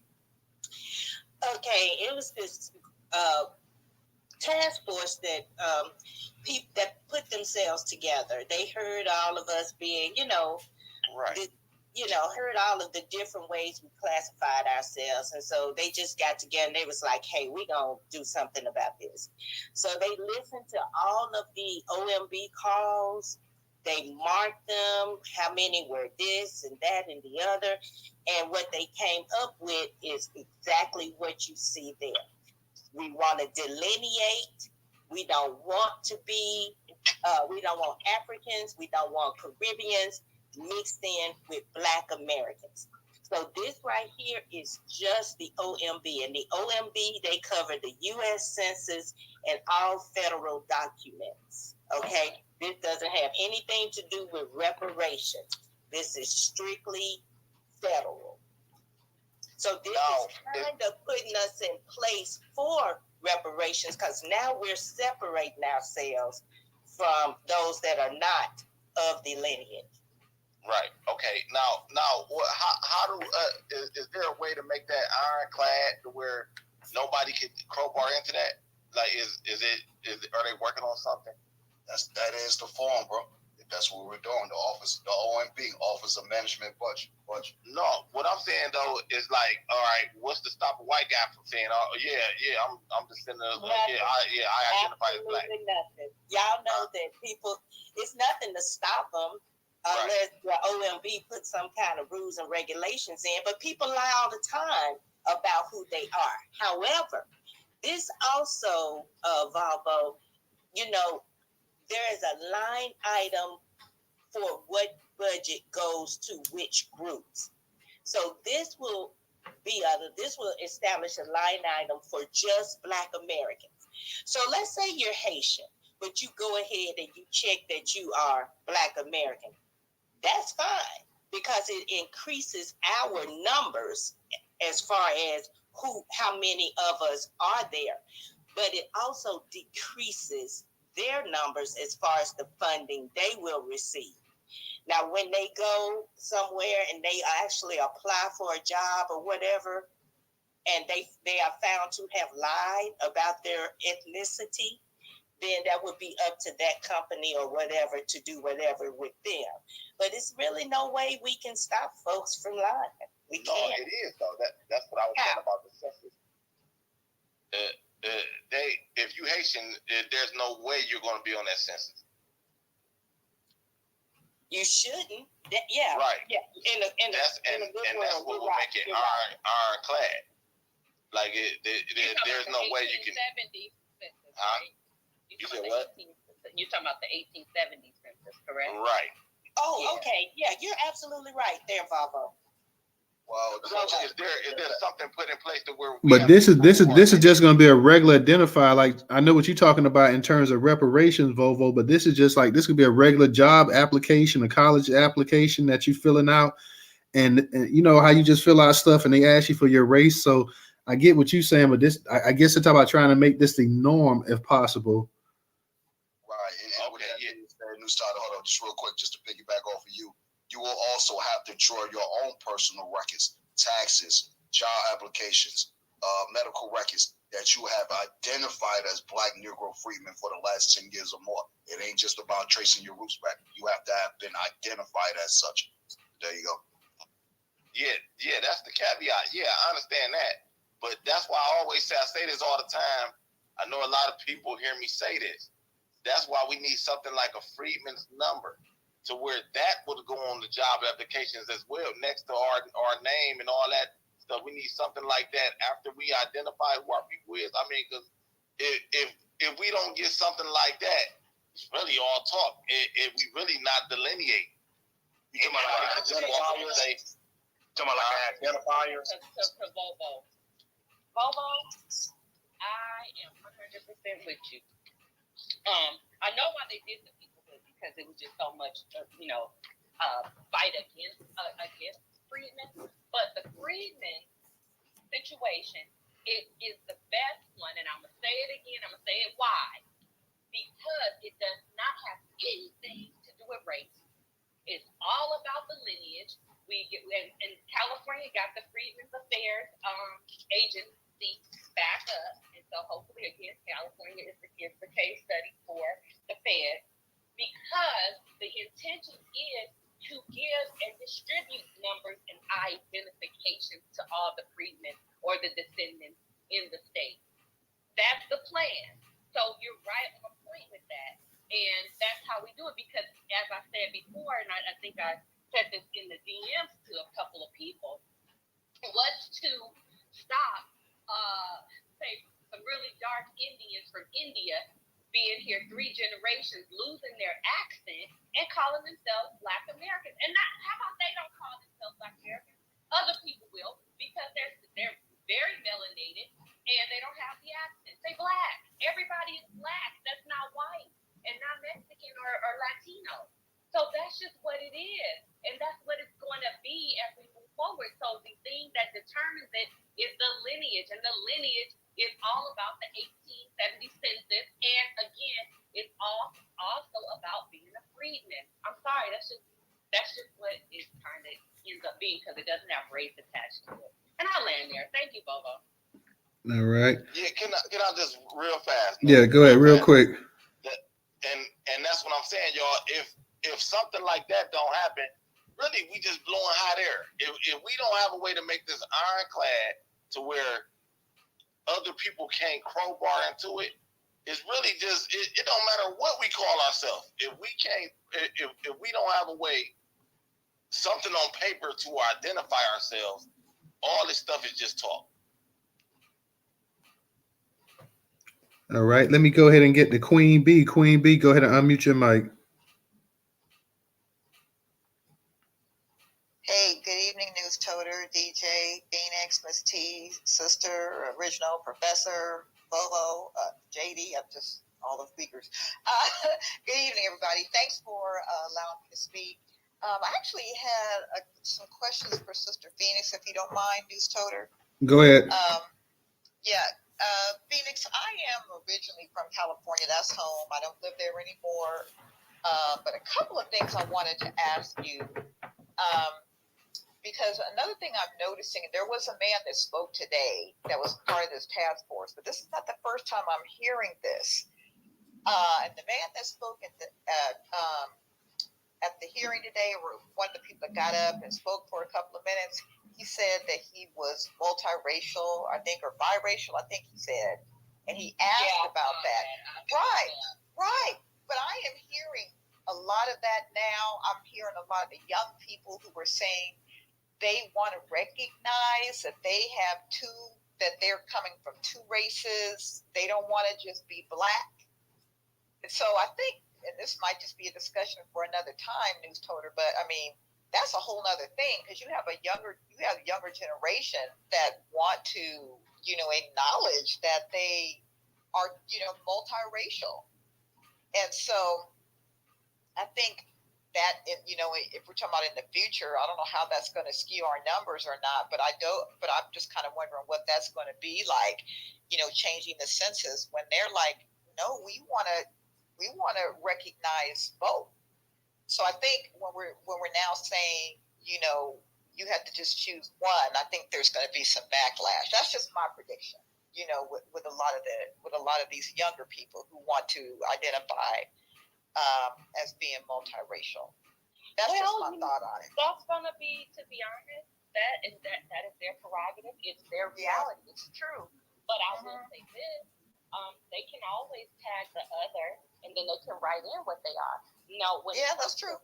When it comes to reparations, they can decide whether they want to identify with that part of their lineage or not. Hey, it's okay. I mean, it's just because a lot of people are just misguided, and as the other lady said earlier, that California is very Jim Crow, and so it's been a long time that if you wasn't mixed or if you ain't mixed, you not cool.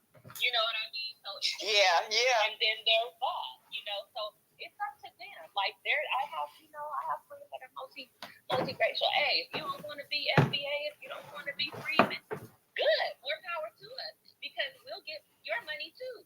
You can opt out, no problem. I'm cool with that. Yeah, I got you. I just wonder. Yeah, I was just a little curious when that guy got up and he said something, because it's like I've been hearing that a few times. I felt bad for him too. I feel bad for him. And he said they're always the worst off. They're all the mixed kids are always the most lost kids, but also the Creole are like that, y'all. The Creole, are you identifying as black, or are you? Gotta remember this though too. Creole is also that's Louisiana Creole too. Right? They're Haitian, they're Haitian. Are Creole too. So there's that. So they're supposed to click Haitian. But we'll see how this goes. And then again, y'all, we don't even know what the OMB, because at the end of the day, the OMB is still going to have the final say so. But we need to do our best to let them know what it is that we want. If we say nothing, all they're going to do is change our name again and give our money to this Office of New Americans. But amen to that. But I think what, and I'm sorry, I'm not mute for a minute. I think the call of action is for the OMB is to keep Negro. That is a definite must. And we've already, and what I think they're going to lean towards is things that are not trademarked, of course, because that's still legal. What they're going to lean towards are the things that are like Freedman, because his Freedman's on the book. Negro is too, but it's the color. So I think they're going to lean towards what's in the Constitution and what the people showed up for. It's not because I want it. I just think that legally, I think that's what it's going to do, because they don't have to change anything. It's going to be inexpensive to do so. And I think so too, because I think it was loud and clear, that we want to delineate. I mean, I think that was made pretty clear through all the hearing and the feedback that they're getting. That would just be a slap in the face if they just ignore that. Then we're going to have to get in them streets. Yeah, and let me ask y'all what you think about this. I mean, I still, this Black Caucus thing just bothers me. It seems like there's a dereliction of duty or something going on there, and we're fighting to keep Negro because we know there's benefits associated with it. And it's like we have no representation. Taxation without representation for us. These Negroes aren't doing anything for us. We got to absolutely nothing. We got to start taking these positions, and we have to do it in a block, right? Because if one person goes up, like say if Marcel goes up, he goes by himself, they're just going to shut him down really fast. Just like the Cortez we have to be the Tea Party. We have to do what the Tea Party did. We have to get in these positions, or else we're going to always be complaining about how people are not doing anything for us. We have to do like the Freedmen did, which held 2,000 seats of government during the time of Reconstruction. We're going to have to do that. It's Reconstruction 2.0. All right. Let me go ahead and get to Sister Shawn. I see she's got her hand up. Sister Shawn, go ahead and unmute your mic. Yeah, I just want to say very quickly about the mulatto question. I think it's, if anybody's confused, the way I understand it, if you're a mulatto and, one of your parents was a foundational Black American, and you can trace yourself back to this, the census, you're okay. But here, I'm sorry, I'm eating. The flip aside about that, if you're a mulatto who set up there and classified yourself like as white, right? And then we've got a lot of these people of speaking against reparations. I think we need to do some caveats in the language. So if you were speaking against reparations before we got reparations, and if you want to forfeit your reparations, then put that back into the pot, and it can be redistributed to everybody else. So if you set up there, because one thing that I don't want to happen, mulattoes are eligible, but I think there needs to be a disqualification if you are a mulatto passing as white, and even if you are a Black that is behaving against reparations, you don't get it. So we don't need any Johnny or Jane come late, Black or white or mulatto. Okay, so that ain't happening. So don't get up there all innocently and mulatto, and I'm this, that, and third, and yeah, your ass been beating us down in these workplaces and on our jobs and acting like you white and working for the white supremacists. So, yeah, we have to have some documentation. What did you classify yourself as? That's number one. Number two, if you are a black person and if you have vocally and publicly spoke out against reparations, you should not be given reparations, and you should be given a waiver. If you are against reparations, you sign that goddamn waiver that when this ship come in that you ain't getting nothing, and you sign it early. And I'll land right there. I think there'll be a lot of them changing their mind once they see the reality. They'll be, did I sign that waiver? Hey, real quick, y'all, let me give a shout out to Brother McCoo, and let me give a shout out to Rerod as well, too, for your contributions on Cash App. Thank you. I appreciate it. Volvo, go ahead, Volvo, unmute your mic. And Rerod, if you want to talk, go ahead and just put your hand up as well, too, if you want to say something as well. Go ahead, Volvo. Yeah, I'm gonna go real fast because I don't want to sound like a broken record, but it don't matter if you was speaking against reparations, if you don't like reparations, if you from the lineage, then you should get it. I might not like it. I might not like that person. I might not like what they stand for, but you should get it. I feel like at this point we need to start moving forward. Like we already know everything. We already know what it takes.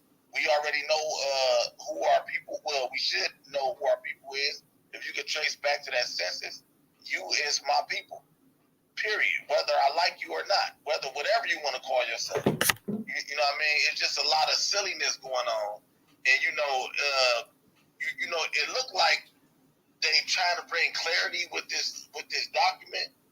But it's still just a lot of silliness going on. It look like they trying, but it's just a lot of people that's just babbling that don't even know if they from the lineage. A lot of people ain't stuck this back. They ain't looked into this really. You can just tell by the way they talking.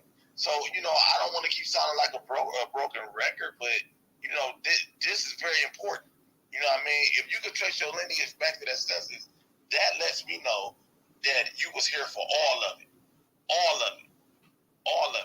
So I'll land there, brother. I'm gonna drop down. I gotta work in the morning. I appreciate you letting me speak. Feel good to be able to speak again. I'm glad you was able to get up in here, man. I know you was trying like hell for the past couple of weeks. We all was having issues, so don't think it was just you. So they finally straightened out whatever glitch they had. So glad to see you back up in the space as well, bro. So definitely appreciate you coming up in here.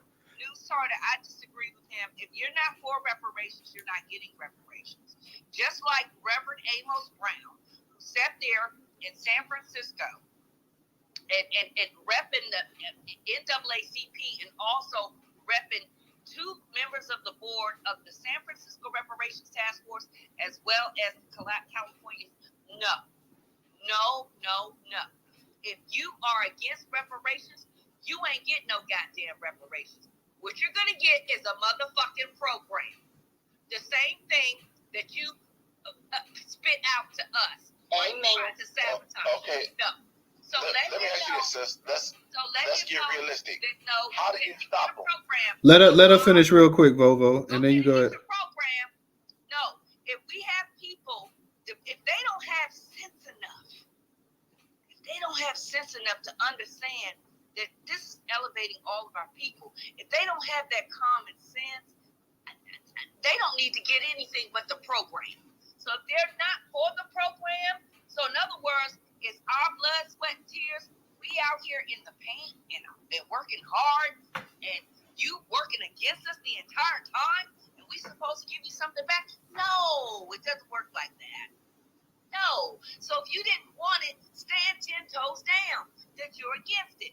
Stand 10 toes down on what you talking about. So if you 10 toes down that you don't want it, you ain't getting nothing. And that's just the bottom line. Because you're not going to sit up here and try to sabotage us and then want to try to reach in our pockets after we done fought the fight and put blood on the soil. I mean, that doesn't make no sense to me.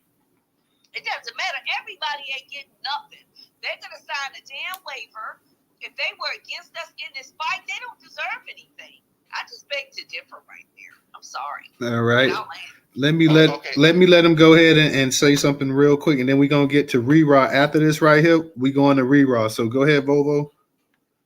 Okay, see now this is just more of the silliness, more emotions and all that. Like I'm not really into that. Like that was just silly. How do you stop them? How do you? There's no way to stop them. Every lineage, if we saying that we are people, we are very distinct people. I'm sorry, we got goofy people in our lineage. We got murderers, we got killers, we got smart people, dumb people, we got retarded people. We got everything every other people got. Some of these people are just dumb. How do we stop that? That's just emotional. You just talking. You're not gonna be able to stop them if they say that this money is set aside for this lineage. Everybody that can prove they of the lineage will be entitled to it. Ain't nobody gonna be signing no waivers. That's why I said we need to move forward. The silliness need to be put down. It's a lot of silly shit around this. Thank you for letting me speak, brother. Okay. All right. Hey, Sean, I'll let you come on. Let me get the Reraw real quick, then we'll get back to you. Go ahead, Reraw. Hey, Newstoter. Thank you guys so much for the space. I wanted just to touch on like two quick things, but I do want to say, as far as the other speakers, it's not logical for us to think that we are going to be able to keep other people, other people from getting it if they can prove that our lineage. That's true. But at the same time, I do feel like there should be an opt-out. If you don't want reparations, I think that there should be a place for you to say, I'm going to opt out. And then you can take it to all your white friends and show them, hey, I didn't get them. Don't be mean to me, right? Or whatever. And then I was listening to the space. I've been in here for about 2 hours, and there was two things that like really just sat in with me. And the delineation part, right? We absolutely need to delineate, but I think that we need to think bigger. You know what I'm saying? Like, not only do we need to delineate, we need to tell them, yo, you need to have something on here for everybody. You know, you put these Asians in this broad spectrum. You know, you could be Korean, you could be Vietnamese, you could be Chinese, Japanese. It's just Asian. You know, and then you got the Hispanic or the Latino. You know, and they could be from anywhere: Cuba, Spain. You know, North America. You know, all of these different places. No, everybody needs their own box. Okay, everybody. So yes, we absolutely need our own box, and that brings me to my next point. Negro. Now listen, we have, and this really just came to me because I'm FBA. I love Foundational Black American. I love the way it sounds. I love that there's no wiggle room. But if you think about Negro, okay, we went from Negro, and then these white motherfuckers turned it into niggers, and then they turned it into nigger, and then we turned it into nigga. We have the whole world calling each other niggas, not freedmen, not any of these other things. The whole world listens to our rap. They refer to themselves as niggas. So it's just a lot of history with Negro, and I absolutely believe that we should fight for this name, and we should not let them, just take it out. Like, there's so much history. We turned something negative into something positive, and the whole world went for it. So, that's all I really wanted to say. Thank you so much, Ms. Toda, for this space. All right. Thank you, Sister. Sister Sean, go ahead and unmute your mic. You got me when my mouth is full. I'm eating my dinner, y'all. But I come back to you then. yeah, come back to Yeah, you. I come back to you. No, you good. You good. Go ahead and enjoy your meal real quick. Y'all, like I say, if you can, make sure you can support us on Cash App. If it's just $1, $1 matters. So it's $Newstoter, $Newstoter. Remember, Newstoter is the largest Black-owned news curation platform today in America. My sister Trouble's trying to get up here real quick, so I need to drop a speaker. Anybody that wants to go ahead and drop down, let me know. I can drop you down real quick. You can drop me real quick. I just want to say, give a public service announcement real quick. Okay, go ahead.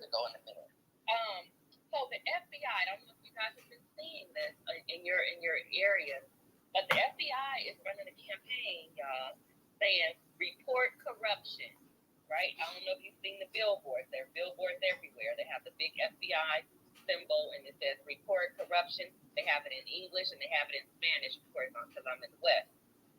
But my point is, if you're having problems at work or you think that there's companies that, and because I looked into it, I was like, what is that report corruption?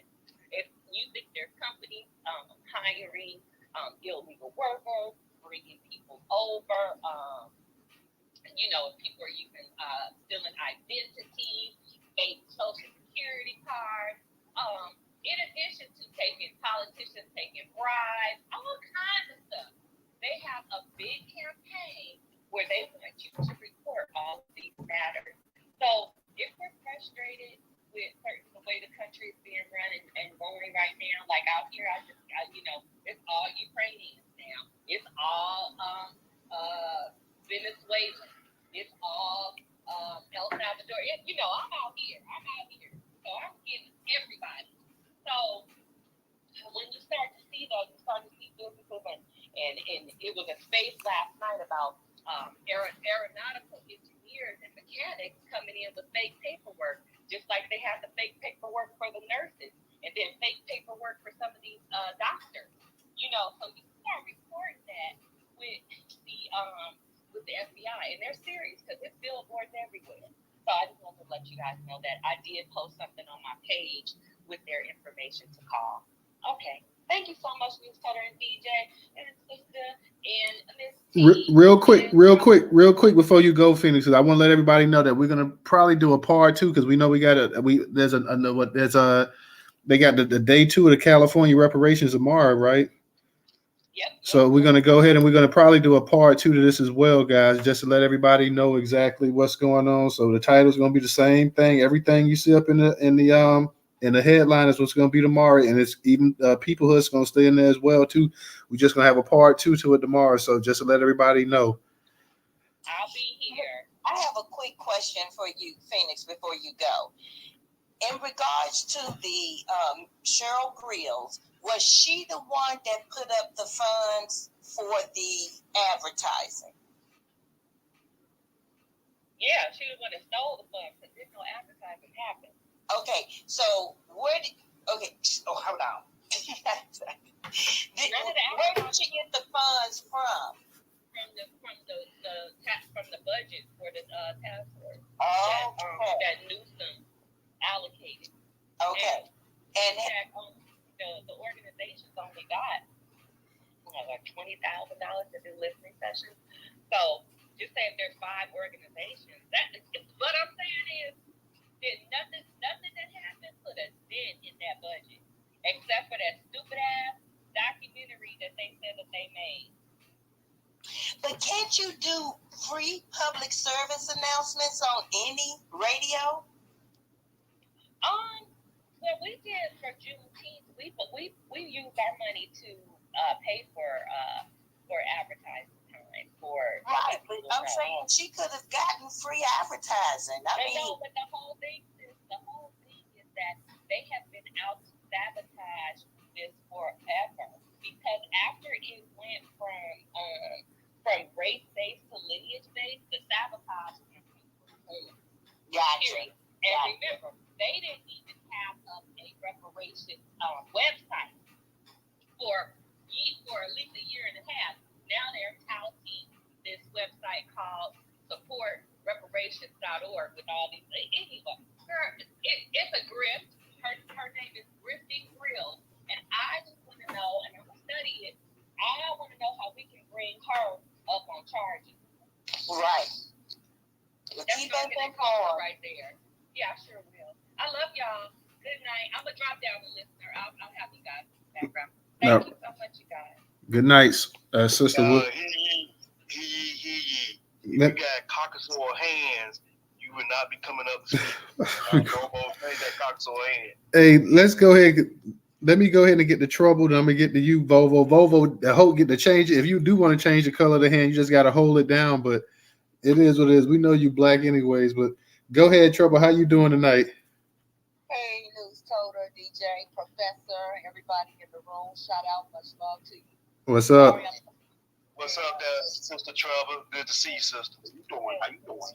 Coming in, just trying to get up in here right quick. Y'all know I'm coming in from out of town, so I wasn't able to speak. But so I hate to take the conversation back. It was just something I had wanted to say from earlier when I think it was Original was speaking on what happened with Marcel and Marianne.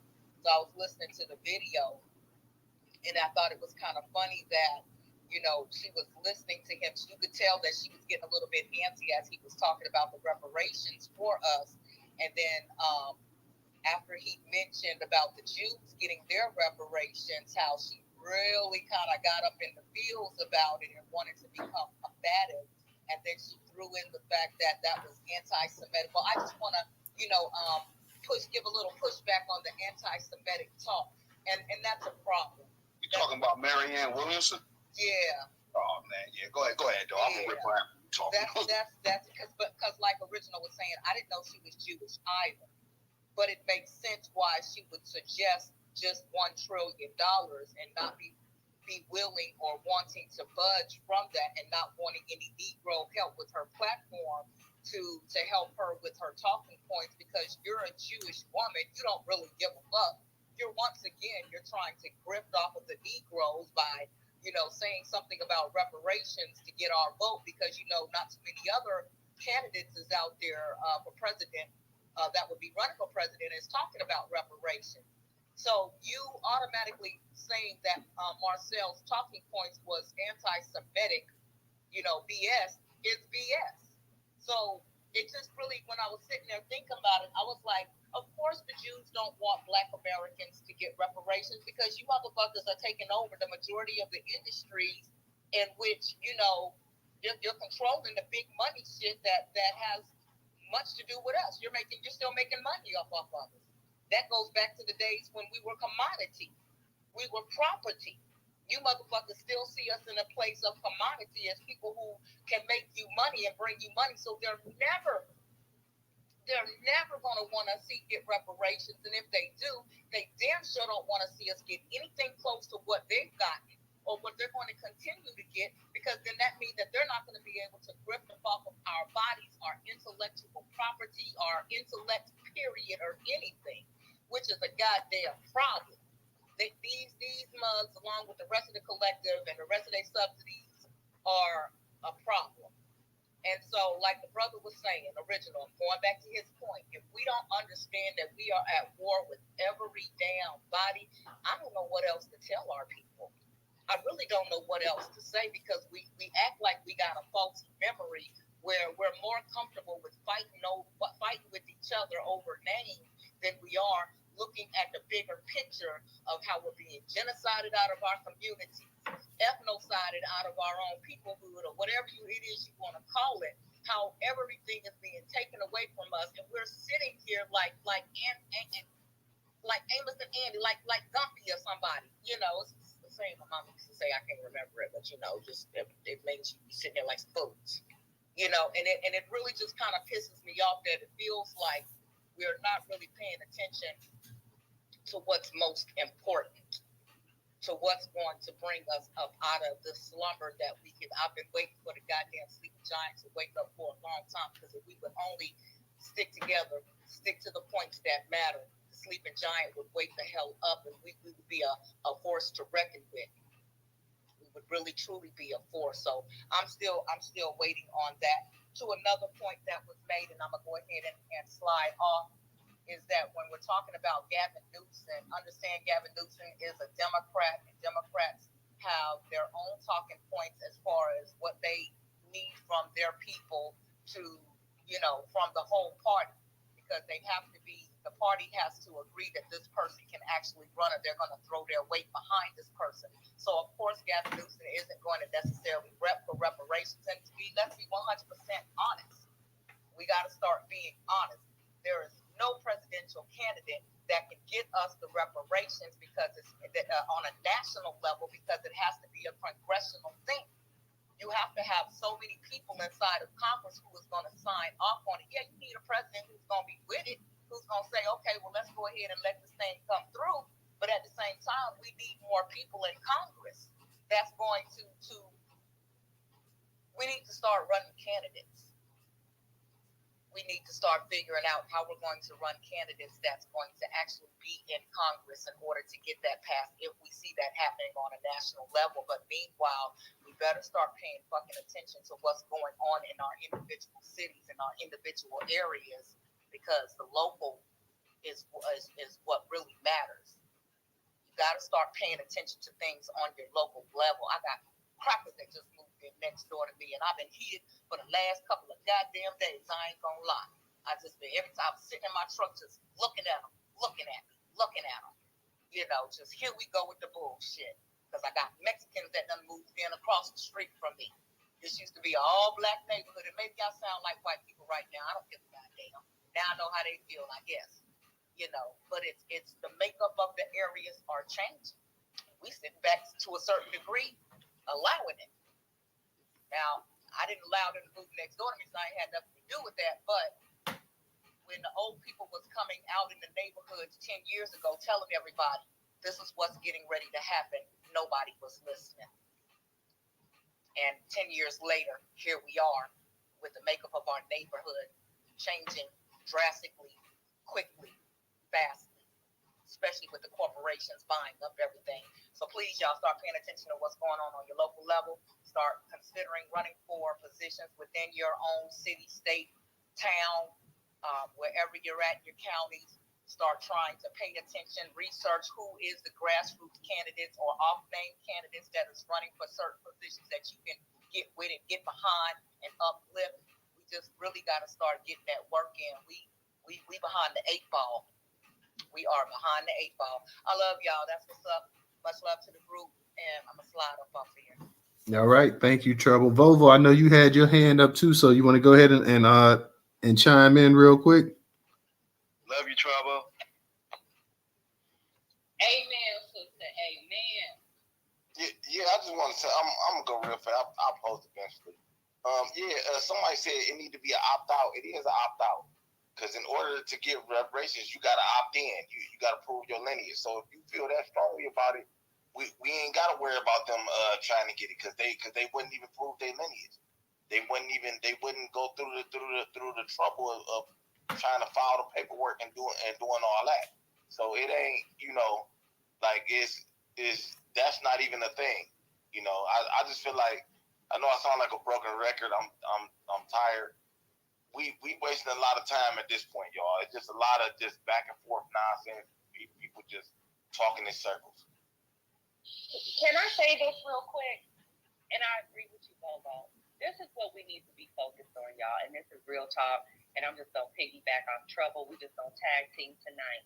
What we need to be focused on, yes, we don't want Negro off of the OMB. Okay, what we need to be focused on is start running for the elections are coming up. We got about a year. We getting these super PACs together. Let's go. You can have you don't have to have a clean stellar record. We can come in with the swag that we have. It doesn't matter. All we doing is getting the people on our local level to get behind us. Let's do that. That's what our conversations need to be, you guys, because at the end of the day, that's how shit's going to get done. This is Reconstruction 2.0. We have to be in these positions, and we have to do it together, or else one-off or outlier here and an outlier there is not going to get it done. They're going to crush them. So we have to get in there, and let's do it quickly. And I'm thinking. And let me say this right about the Negro thing. From the document that I'm reading, Negro is on there. So I'm not sure where. I'm not sure what's the. No, it's on there because they're trying to remove it. The OMB is trying to remove it. So the main thing is that we want to let them know, do not take our Negro name off of there. That's what. No, the Negro is part of the Black American tag. Yeah, but remember, Obama took it off the Dawes rolls, though. You see what I'm saying? So that's no. I mean, from the document that I'm reading, I don't know. That's a proposal. That's a proposal. That's a proposal. Yeah, you know what I'm saying? To keep our name Negro, Black American, Freeman, yada da yada da. Oh, that's good. Okay, all right. Well, yeah, that's good. I mean, like if they saying that that's what all covers Black American, all those names. I say that's good. You know what I mean? I say, like, that's good. But another thing that I'm not hearing nobody say, we talking about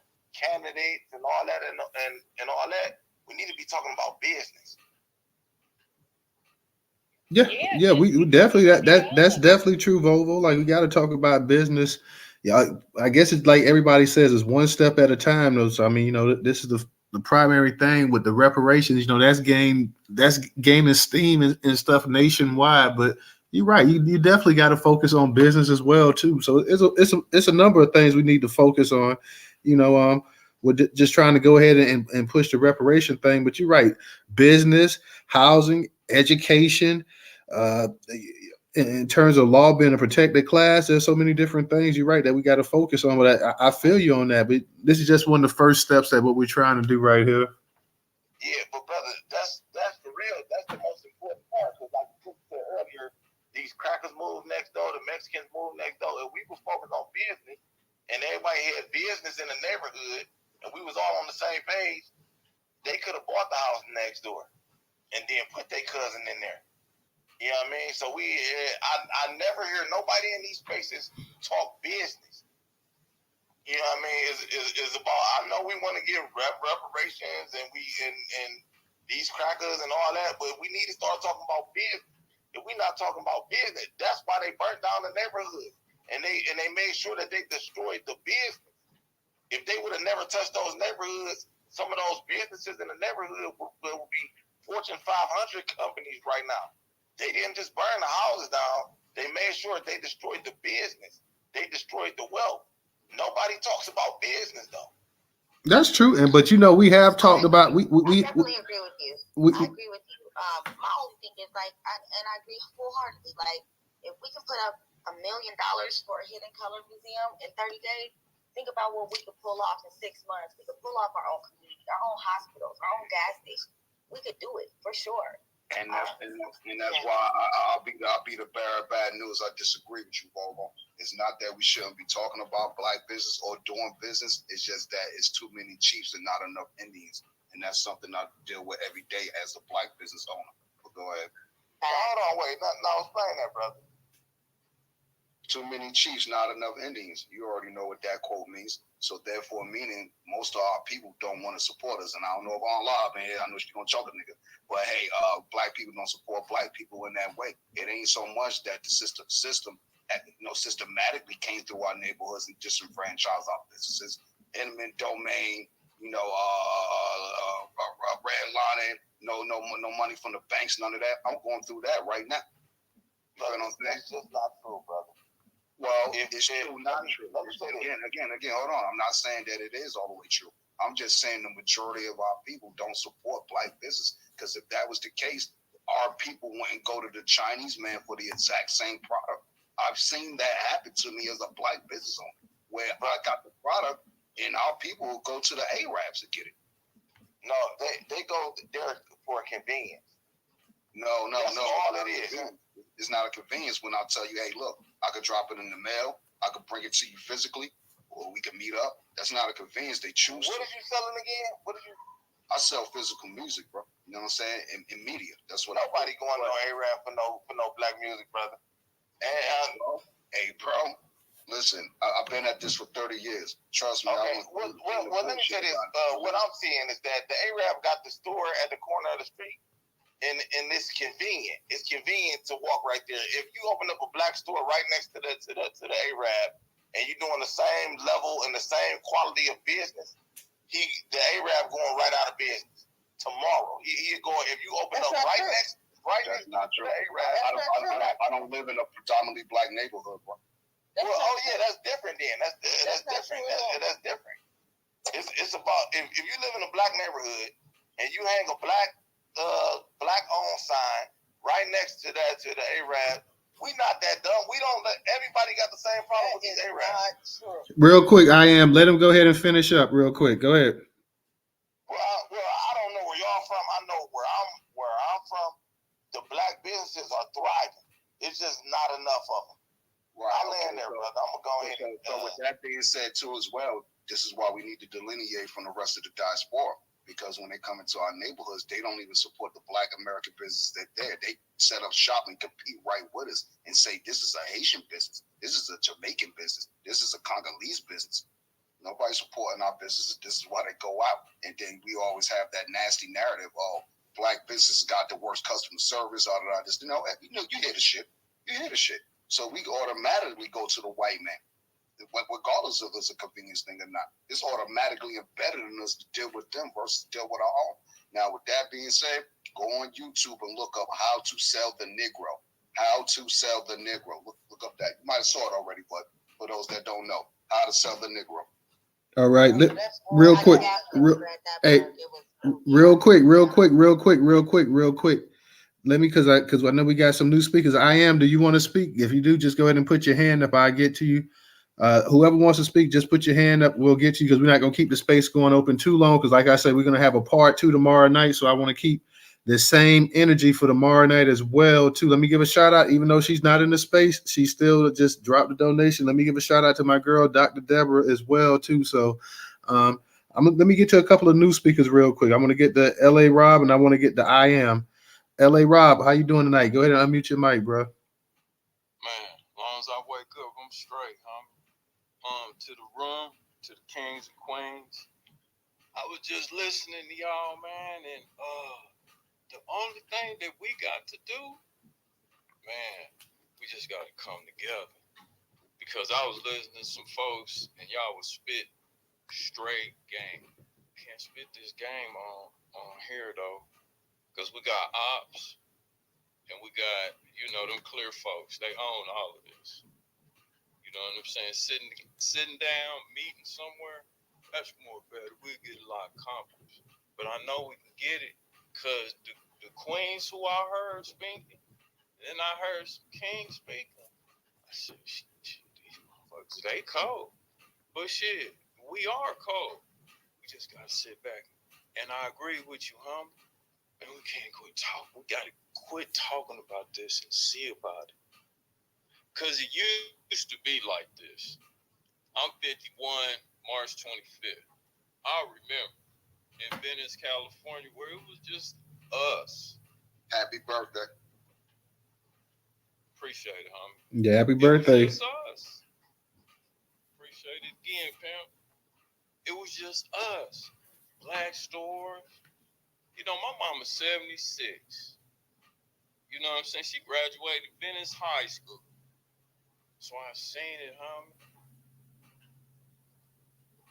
Man, what I heard from the kings and the queens, y'all devastated. Y'all solid, but you know what? People get offended by the passion. And sometimes we gotta, be able to communicate and conversate.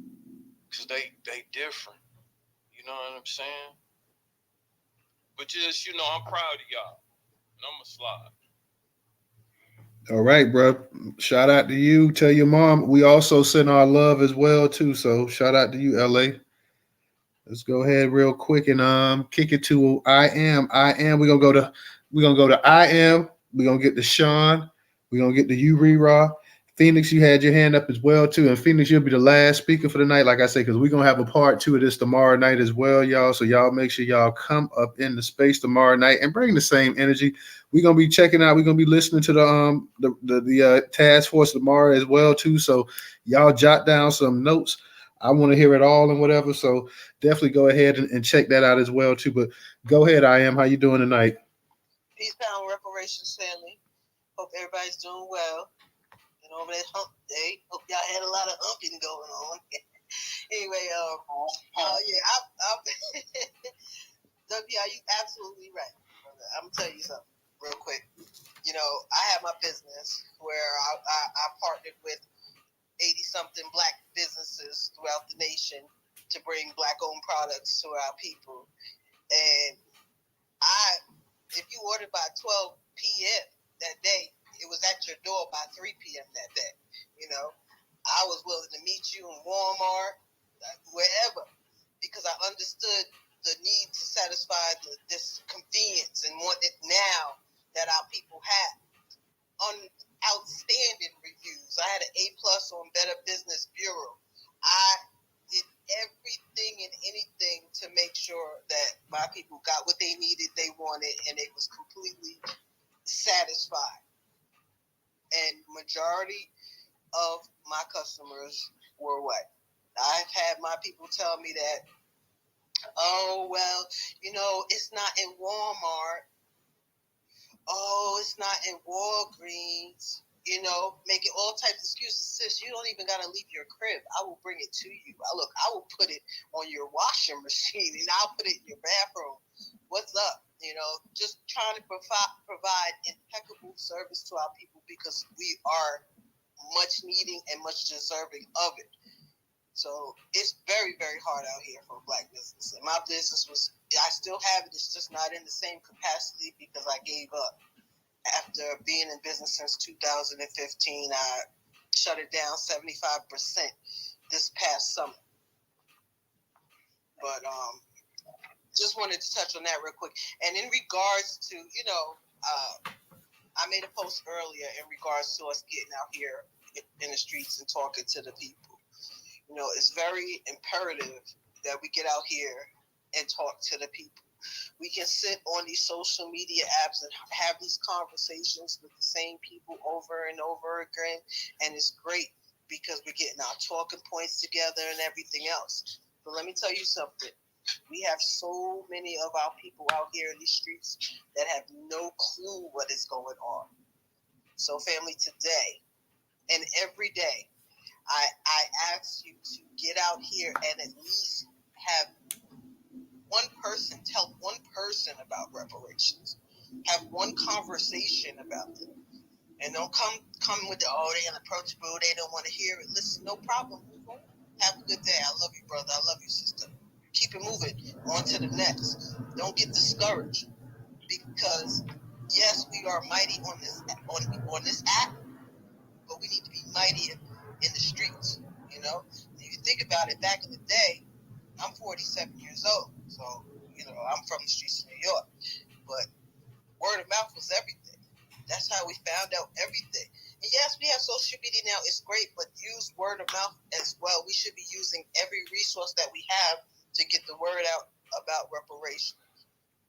So starting tomorrow and every day thereafter, talk to somebody about reparations that is not on this social media app. Whether they're on that, have a conversation. Let them know what's going on and how they need to get involved. Tell them to do their genealogy, their ancestry. Tell them to make it happen because we need all of us. They say it's going to take 20%. I'm looking to go, let's get 50%. Let's get 60%. The more of us that are out here pushing it, the better off we'll be. And I'm saying? I appreciate you all. Stay true to the scholarship. Spread the word. Be safe. Keeping the power tools on deck. Peace. Thank you. I am definitely appreciate that. Thank you for coming in. Be sure to stop up in the space tomorrow because, like I say, part 2 is going to go down tomorrow night, 8 p.m. Eastern Standard Time, the usual Newstoter space. So, guys, come on for part 2 of the Cali Reparations Task Force, Peoplehood, 800 billion in reparations as well too. So, part 2 is going down tomorrow night. Let me go ahead and get it to you, Sean. I assume that you through eating, you got your grub on, so I know you're probably ready to go and get it in. Ain't no pickle pig's feet for the rest of us. That's messed up. No pig's feet. No. I really want to tell y'all because I know y'all hungry. I want to make nobody jealous. That joint was good. No. But let me piggyback on I am and see. I be having stuff to say, but other people be saying, and I have to I just want to give a little history, right? So what she's saying is absolutely correct. Like getting it to the streets. And here's the history, and I learned this from Dr. Frances Cress Welsing. She used to teach every Thursday at Howard University in the Blackburn Center, and I would go and be one of her students. And what we don't understand, there's actually some history behind that. Did you ever know what was behind when we greet each other? Nobody else does this. We say, "What's up?" That simple word, "What's up?" That is part of our culture. And what's up that's the code. That's like what's up on the streets. You get up in the morning, you go on your corner, you go on your block, what's up? What's up? So what she's saying is something that we've already done. And that people don't really think about the history about why we said that. What's up was get us on code. Let us know what's up. What's up for the day? What's up on the block? What's up on the corner? What's up on the job? That was our code language. No Chinese, no Ukraine. Nobody says that. And that's the history. She taught me that. So that's a little history. You're saying what's up, and you don't even know why. But now you know. I'm giving you back to what I got from her when she was alive. So back to Vaughn, or okay, I don't want to go too bad. Here's Talk about Vovo. Bobo.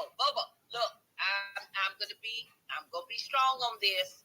If you were like this Reverend damn Amos Brown out here as the president of the damn San Francisco NAACP talking against reparations, then you're gonna sign your damn waiver, and you're not gonna get that $5 million, and you go ahead and you take your program instead.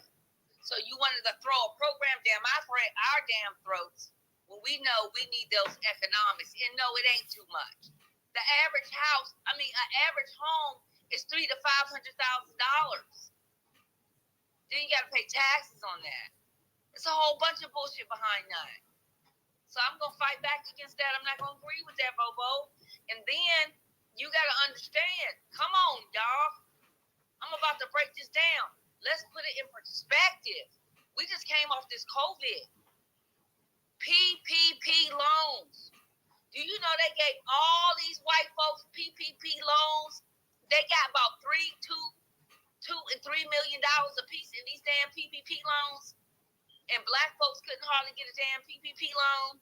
The damn statistic came out, and less than 1% of black businesses got the PPP loan.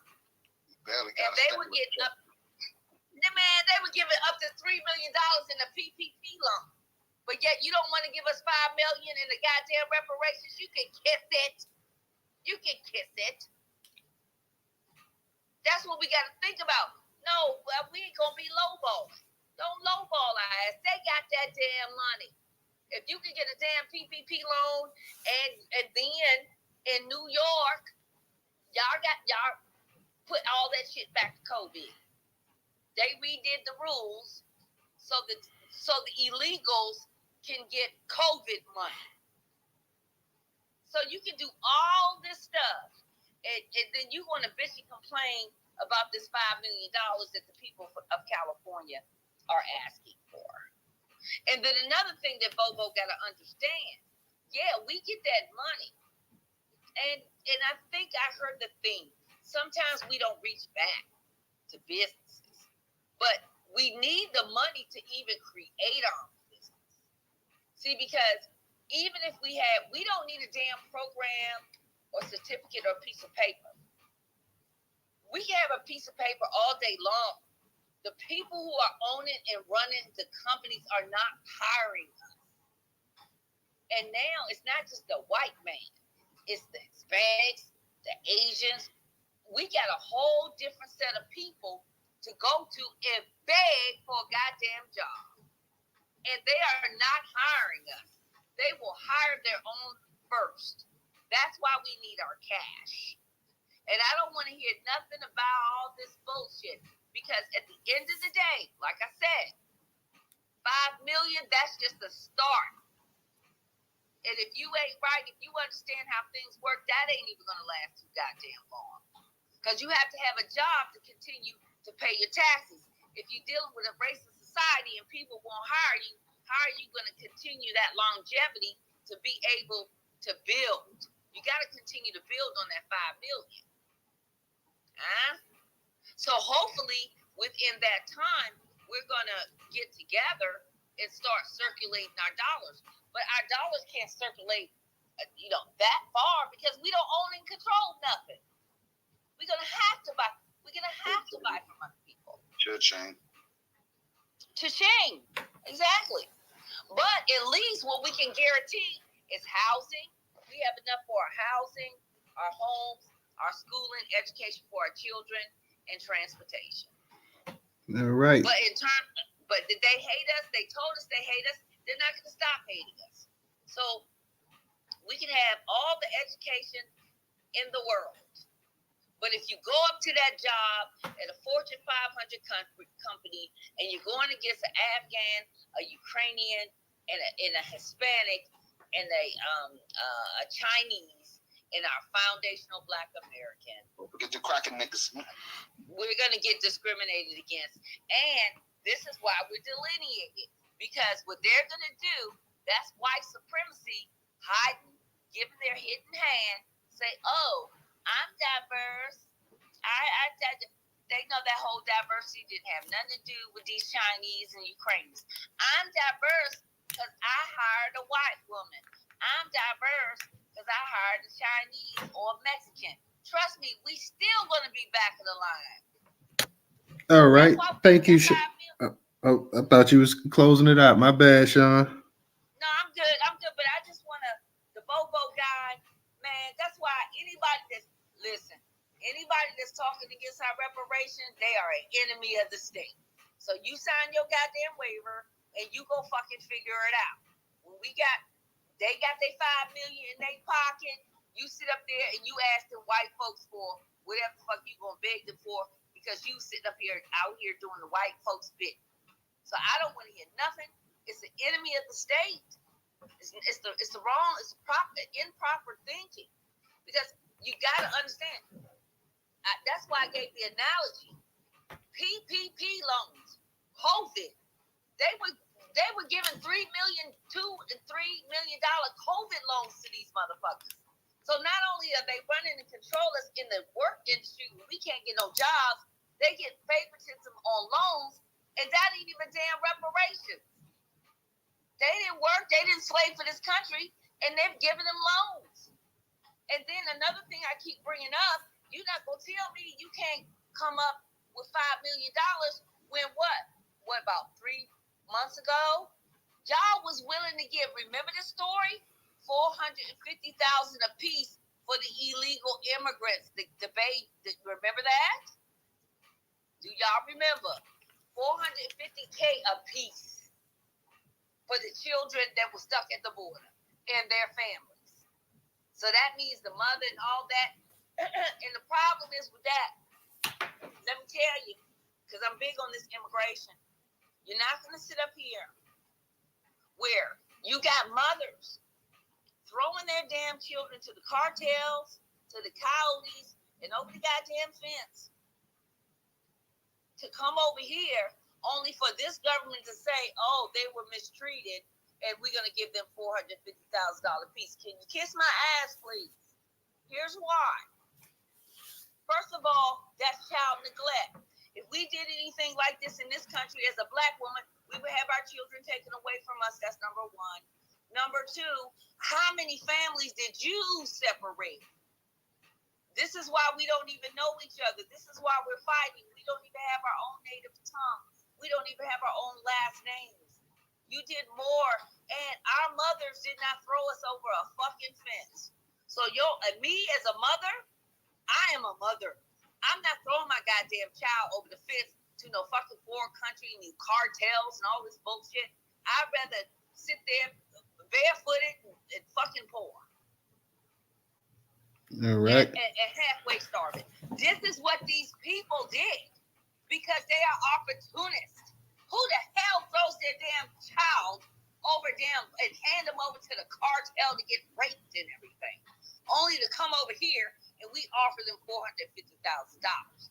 Whereas you did this to our families for hundreds and hundreds and hundreds of years. I don't want to hear nothing about no damn kids in cages.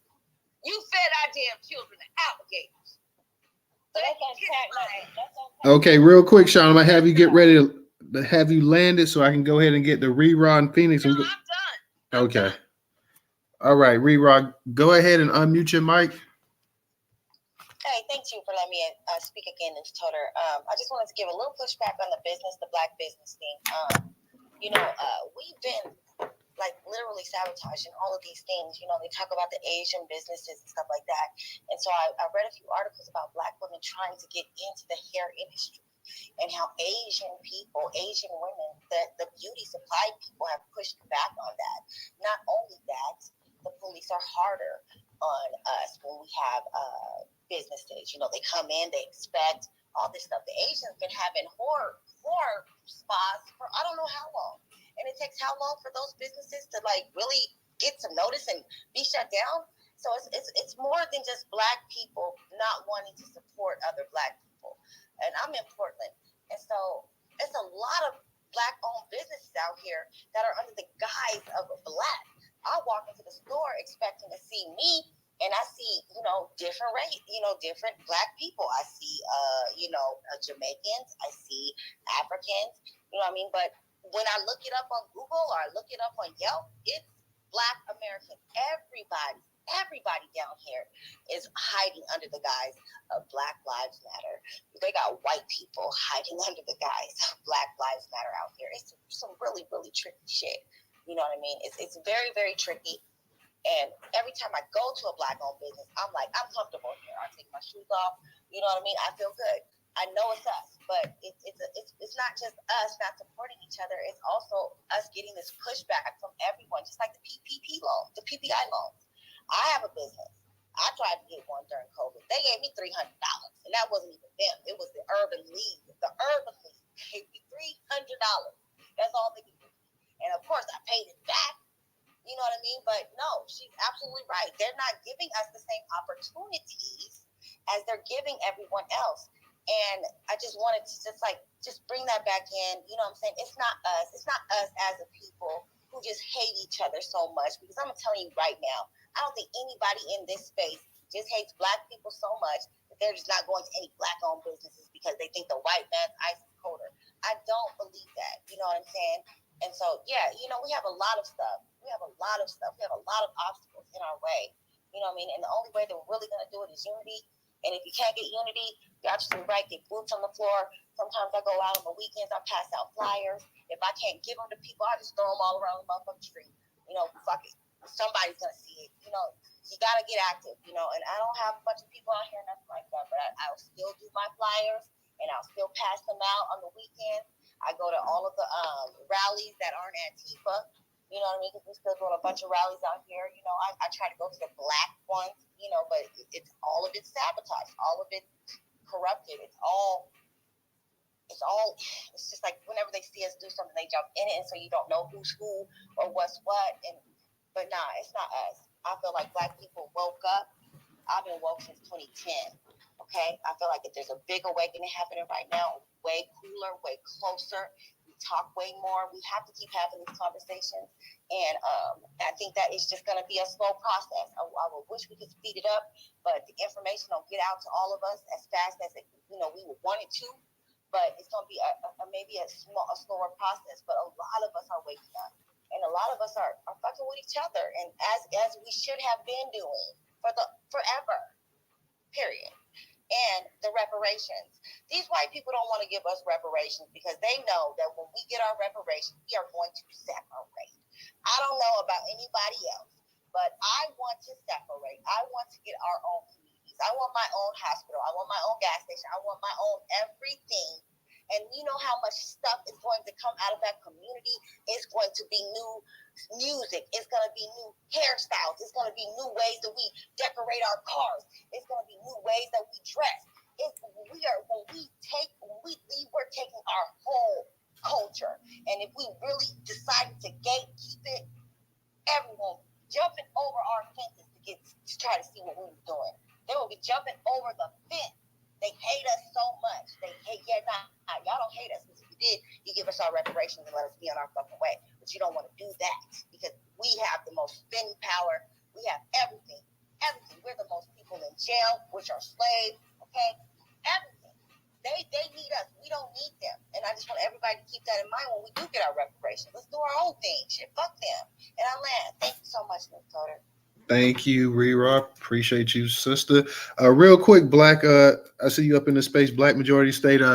DJ wants to know because he can't post anything right now. They didn't put the lock on him, but he wants to know: did you want to do a space tonight? If so, I guess you'd have to be the one that actually will create the space. So if you want to do one, let them know. And after this space, because Phoenix is going to be our last speaker, if you want to create a space or whatever, okay. So you just go ahead and create it. I was saying, ask him, do he want to speak? Because he came up here with this. Oh, okay. I thought you said if he wanted to create a space. My bad. All night long. You already know. All night long. All night. No, okay, my bad. I thought you had asked him if he wanted to actually if he wanted to create a space. But yeah, Black, if you wanted to speak, I'm sorry. I thought you were saying if he wanted to create a space for the night. So I don't know, Black, you want to say something real quick? I know that brother be working, so he probably forgot he even touched the microphone. Yeah, that was a pure accident. I don't know how it happened. My bad. Miss Phoenix, you got it. Good to see you. Hey, I'm just gonna wrap it up. I heard so much and so much to unpack, and like Newstoter say, save some of that energy for tomorrow. So I will, but I just want to say this, you guys. We have to act like we have reparations now, right? And what I mean by that is that we have to stop doing things solo dolo, right? So we have to it's one thing that we can do is we can start pulling our resources together and opening up businesses, and we can do it in a democratic way. We can say, hey, we need some grocery stores. So let's put one, however that process goes, right? Do a democratic vote. It looks like we can get more profit over here. In this city, the demographics is right. The support is right. Let's do that. And we start investing. We start doing the things that these other communities do. I cannot say that all the communities that own these businesses are government funded. I won't say that. What I will say is that a lot of them are community funded and in group economics. And so we have to start doing that. Let's start practicing so that we'll be on point when we do get our reparations, right? So I just kind of feel like we need grocery stores. We need those already. We need commodities. We need an industry that we're good at other than entertainment. Like if it's robotics, if the kids want to start growing stuff, or let's start training for those types of things so that we can have a lock on a certain industry. For example, Taiwan has the lock on chips stuff. You know what I mean? So we come together and we figure out what we have to strengthen, what type of industry, what's going to be the next thing in the industry, and we can get a lock on it. I'm just saying we can approach it a little bit differently. I feel like if we started doing collective economics, then we can make it happen. And we just have a lot of work to do. We have a lot of educating to do. We have a lot of outreach to do. And yes, it is a monumental task, but it has to happen. And that's how our people are going to pivot towards us, because the reason that they don't know. They don't know. They don't know until they know. And we have, just like I am said, we got to get out there in these streets. Like, for example, like driving Uber, right? In certain markets, you come across Black people all the time. Just have those conversations. That's a good way, like, to get out there. If you're not into partying, if you're not into going out, if you're not into hanging out at the malls or whatever, maybe drive Uber or Lyft and start talking to people. You know what I'm saying? Like, we got to get out there and just randomly talk to people without looking crazy. But I just want to say we have to start collectively doing things, and because we're not going to get far in business on our own. Like, if you want to maybe partner up with some people, get some laundromats. If you live in a neighborhood that has a lot of apartments, or the bodega, all kind of stuff. We got all kind of stuff that we could do. It only, like, to get a laundromat, it probably only take about $30,000. You know what I mean? Or it just depends on where. Bodega, mommy. Not bodega, mommy. Bodega. Oh, well, I'm from California. I understand, mommy. You ain't got to explain to me. You know what I'm saying? I understand. I'm Dominican. Yeah, so I'm just saying, let's just start working it like that so that we can be ready and we're not in a crisis situation. We already in a crisis situation. Let me just say that we got our people on the street. I mean, we might need to get whole apartment buildings to start getting people off the street. People can get Section 8. You get a whole investment group and get a whole apartment complex for like 500 units or whatever. I don't know. This is just, I'm throwing it out there in a market, not California, obviously, but in a market where the real estate is low and everybody, and you just make it all Section 8. Who gets Section 8 the most? Our people. Who do they give Section 8 to? All kinds of people that take it. So why not centralize that money in our community? I'm just saying, y'all, we got to start thinking outside the box and thinking collectively. And we can do this, and then we won't be in such a crisis situation, and then we still get our reparations. And that's all I'm saying. So, okay, I love y'all. You right. All right. Me more, mommy. Me agree with you, mommy. You know what I'm saying? All right. Real quick. But yeah, I totally agree exactly what you're saying, Phoenix. One thing that we just have to go out and do it. A lot of times our people, we talk, but we just got to go out there and actually do it. There's a bunch of black businesses out there that we could go and support. If you have a black bank in your town, go ahead and try to put your money up in that black bank. You got black restaurants. We'll go to like the black barber, and we'll go to maybe a beauty place or something like that as well too. But you just got to go ahead and start using these black businesses. I can say for a fact, I'm curating news from dozens of black-owned businesses daily. So giving them free advertisement, sending traffic to their site. So I know exactly how hard it is just to get people on Twitter to go ahead and say, hey, y'all visit newstoter.com daily. Like, oh man, well, you ain't got an app. So since you ain't got an app, I don't know if I can go there. Like all kind of little excuses and reasons and stuff like that. So it's hard to get black people to support you sometimes if you have a free business. So we just got to go ahead and be real about it as well too. A lot of our people sometimes they come up with excuses and reasons not to do something. Well, if I go to your site, that means I got to be out of Twitter for like 5 minutes. I don't know if I want to do that. So we just got to be real. But Newstoter, look at all of us in here. Yeah, right? But this is still, but this even though we're doing a Twitter space, the Newstoter Twitter space, this is still on a white-owned business. I'm saying Newstoter.com is a curation platform that curates news from dozens of black websites, dozens. News, entertainment, you name it, education. So to sit up here, like that's what I'm saying, and we're curating news for free and trying to drive traffic into their sites and stuff like that. So our people sometimes, when you say, hey, just go visit the site, even if you don't want to click on the article, read it, just go and spend 2-3 minutes on the site just surfing. Oh well, I be on Instagram and Facebook, and then I'm on YouTube, and I gotta work. And if you just had an app, then I would go ahead and do it. Oh man, it's just so much work to go ahead and click that link and just go to that site. I mean, just all kind of ridiculous stuff. So that's what I'm saying. You're talking about a site that actually curates news from dozens of different black-owned businesses. I'm talking about black-owned websites. I'm talking about black-owned newspapers. Some of these newspapers been in business since the 50s and the 40s. The San Francisco Bay View in San Francisco, the West Side Gazette. Black Sports Online. It's dozens. The Journal of Black Higher Education. All kind of different sites that we curate news from, and people come with all kind of excuses and reasons. I say, hey, if you have $1 that you can donate, think about sending it on Cash App to Newstoter. The curator, the top black curator today in America. Oh man, goddamn. Do you take a quarter, bro? I don't know if I can give you $1. Hey, just donate $1 if you can donate it a month.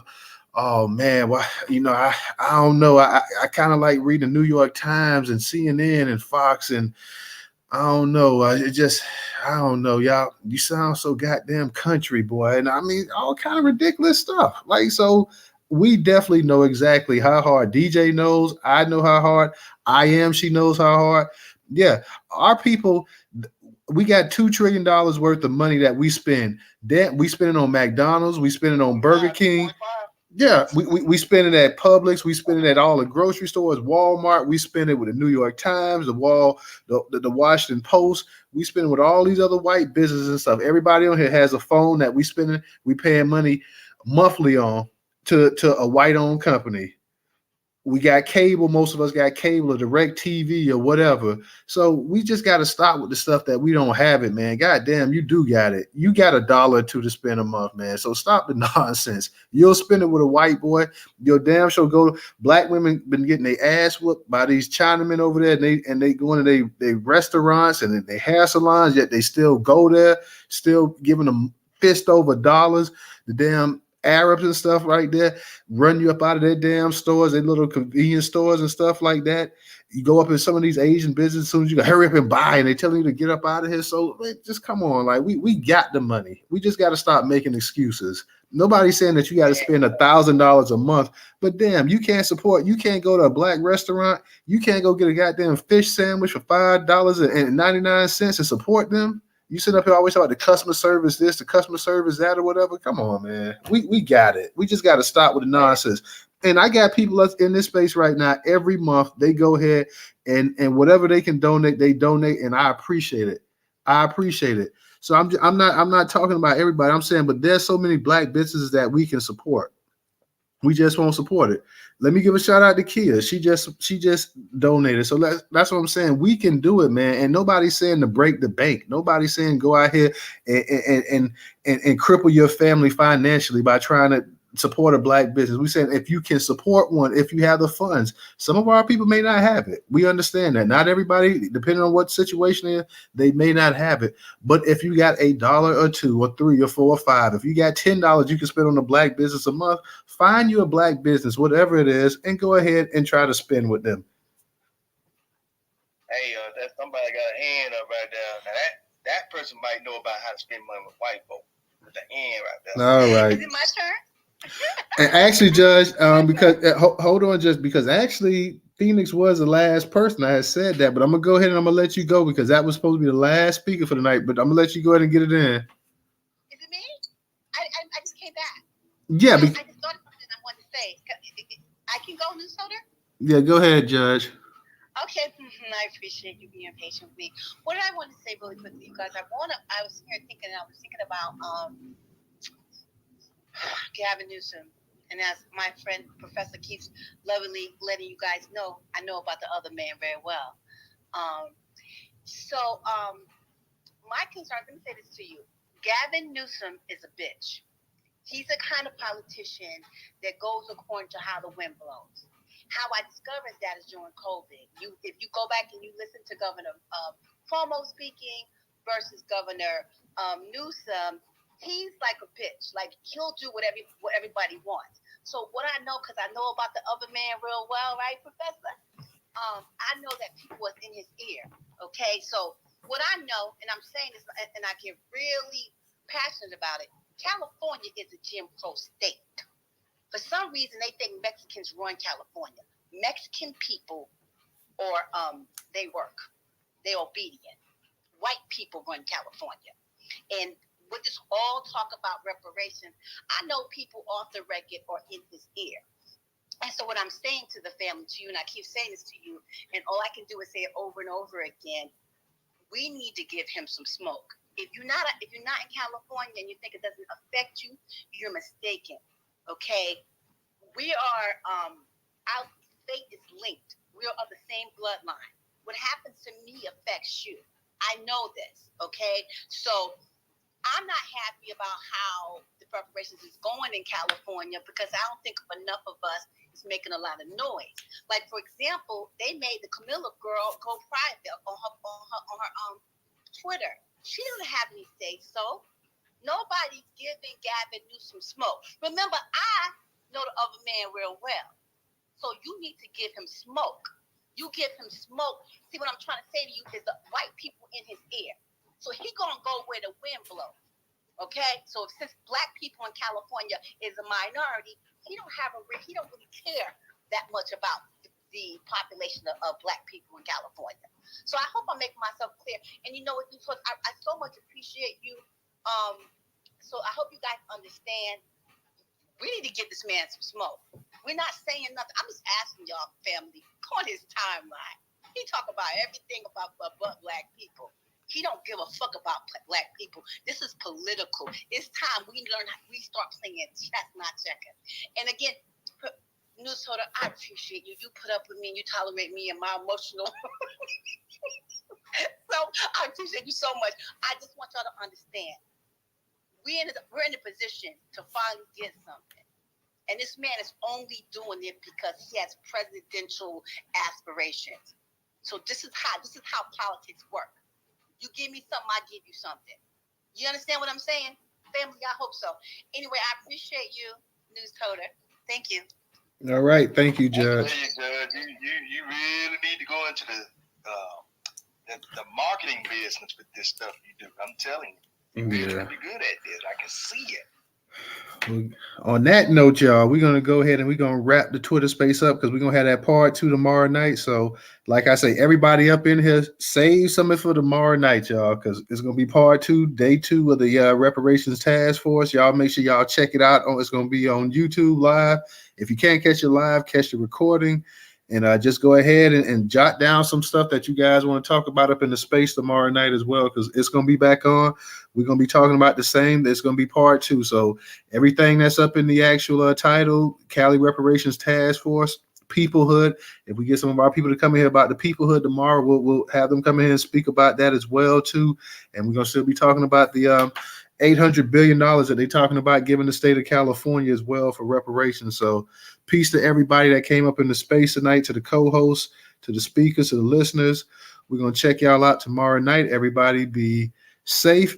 Enjoy the rest of your night, and we'll see you tomorrow.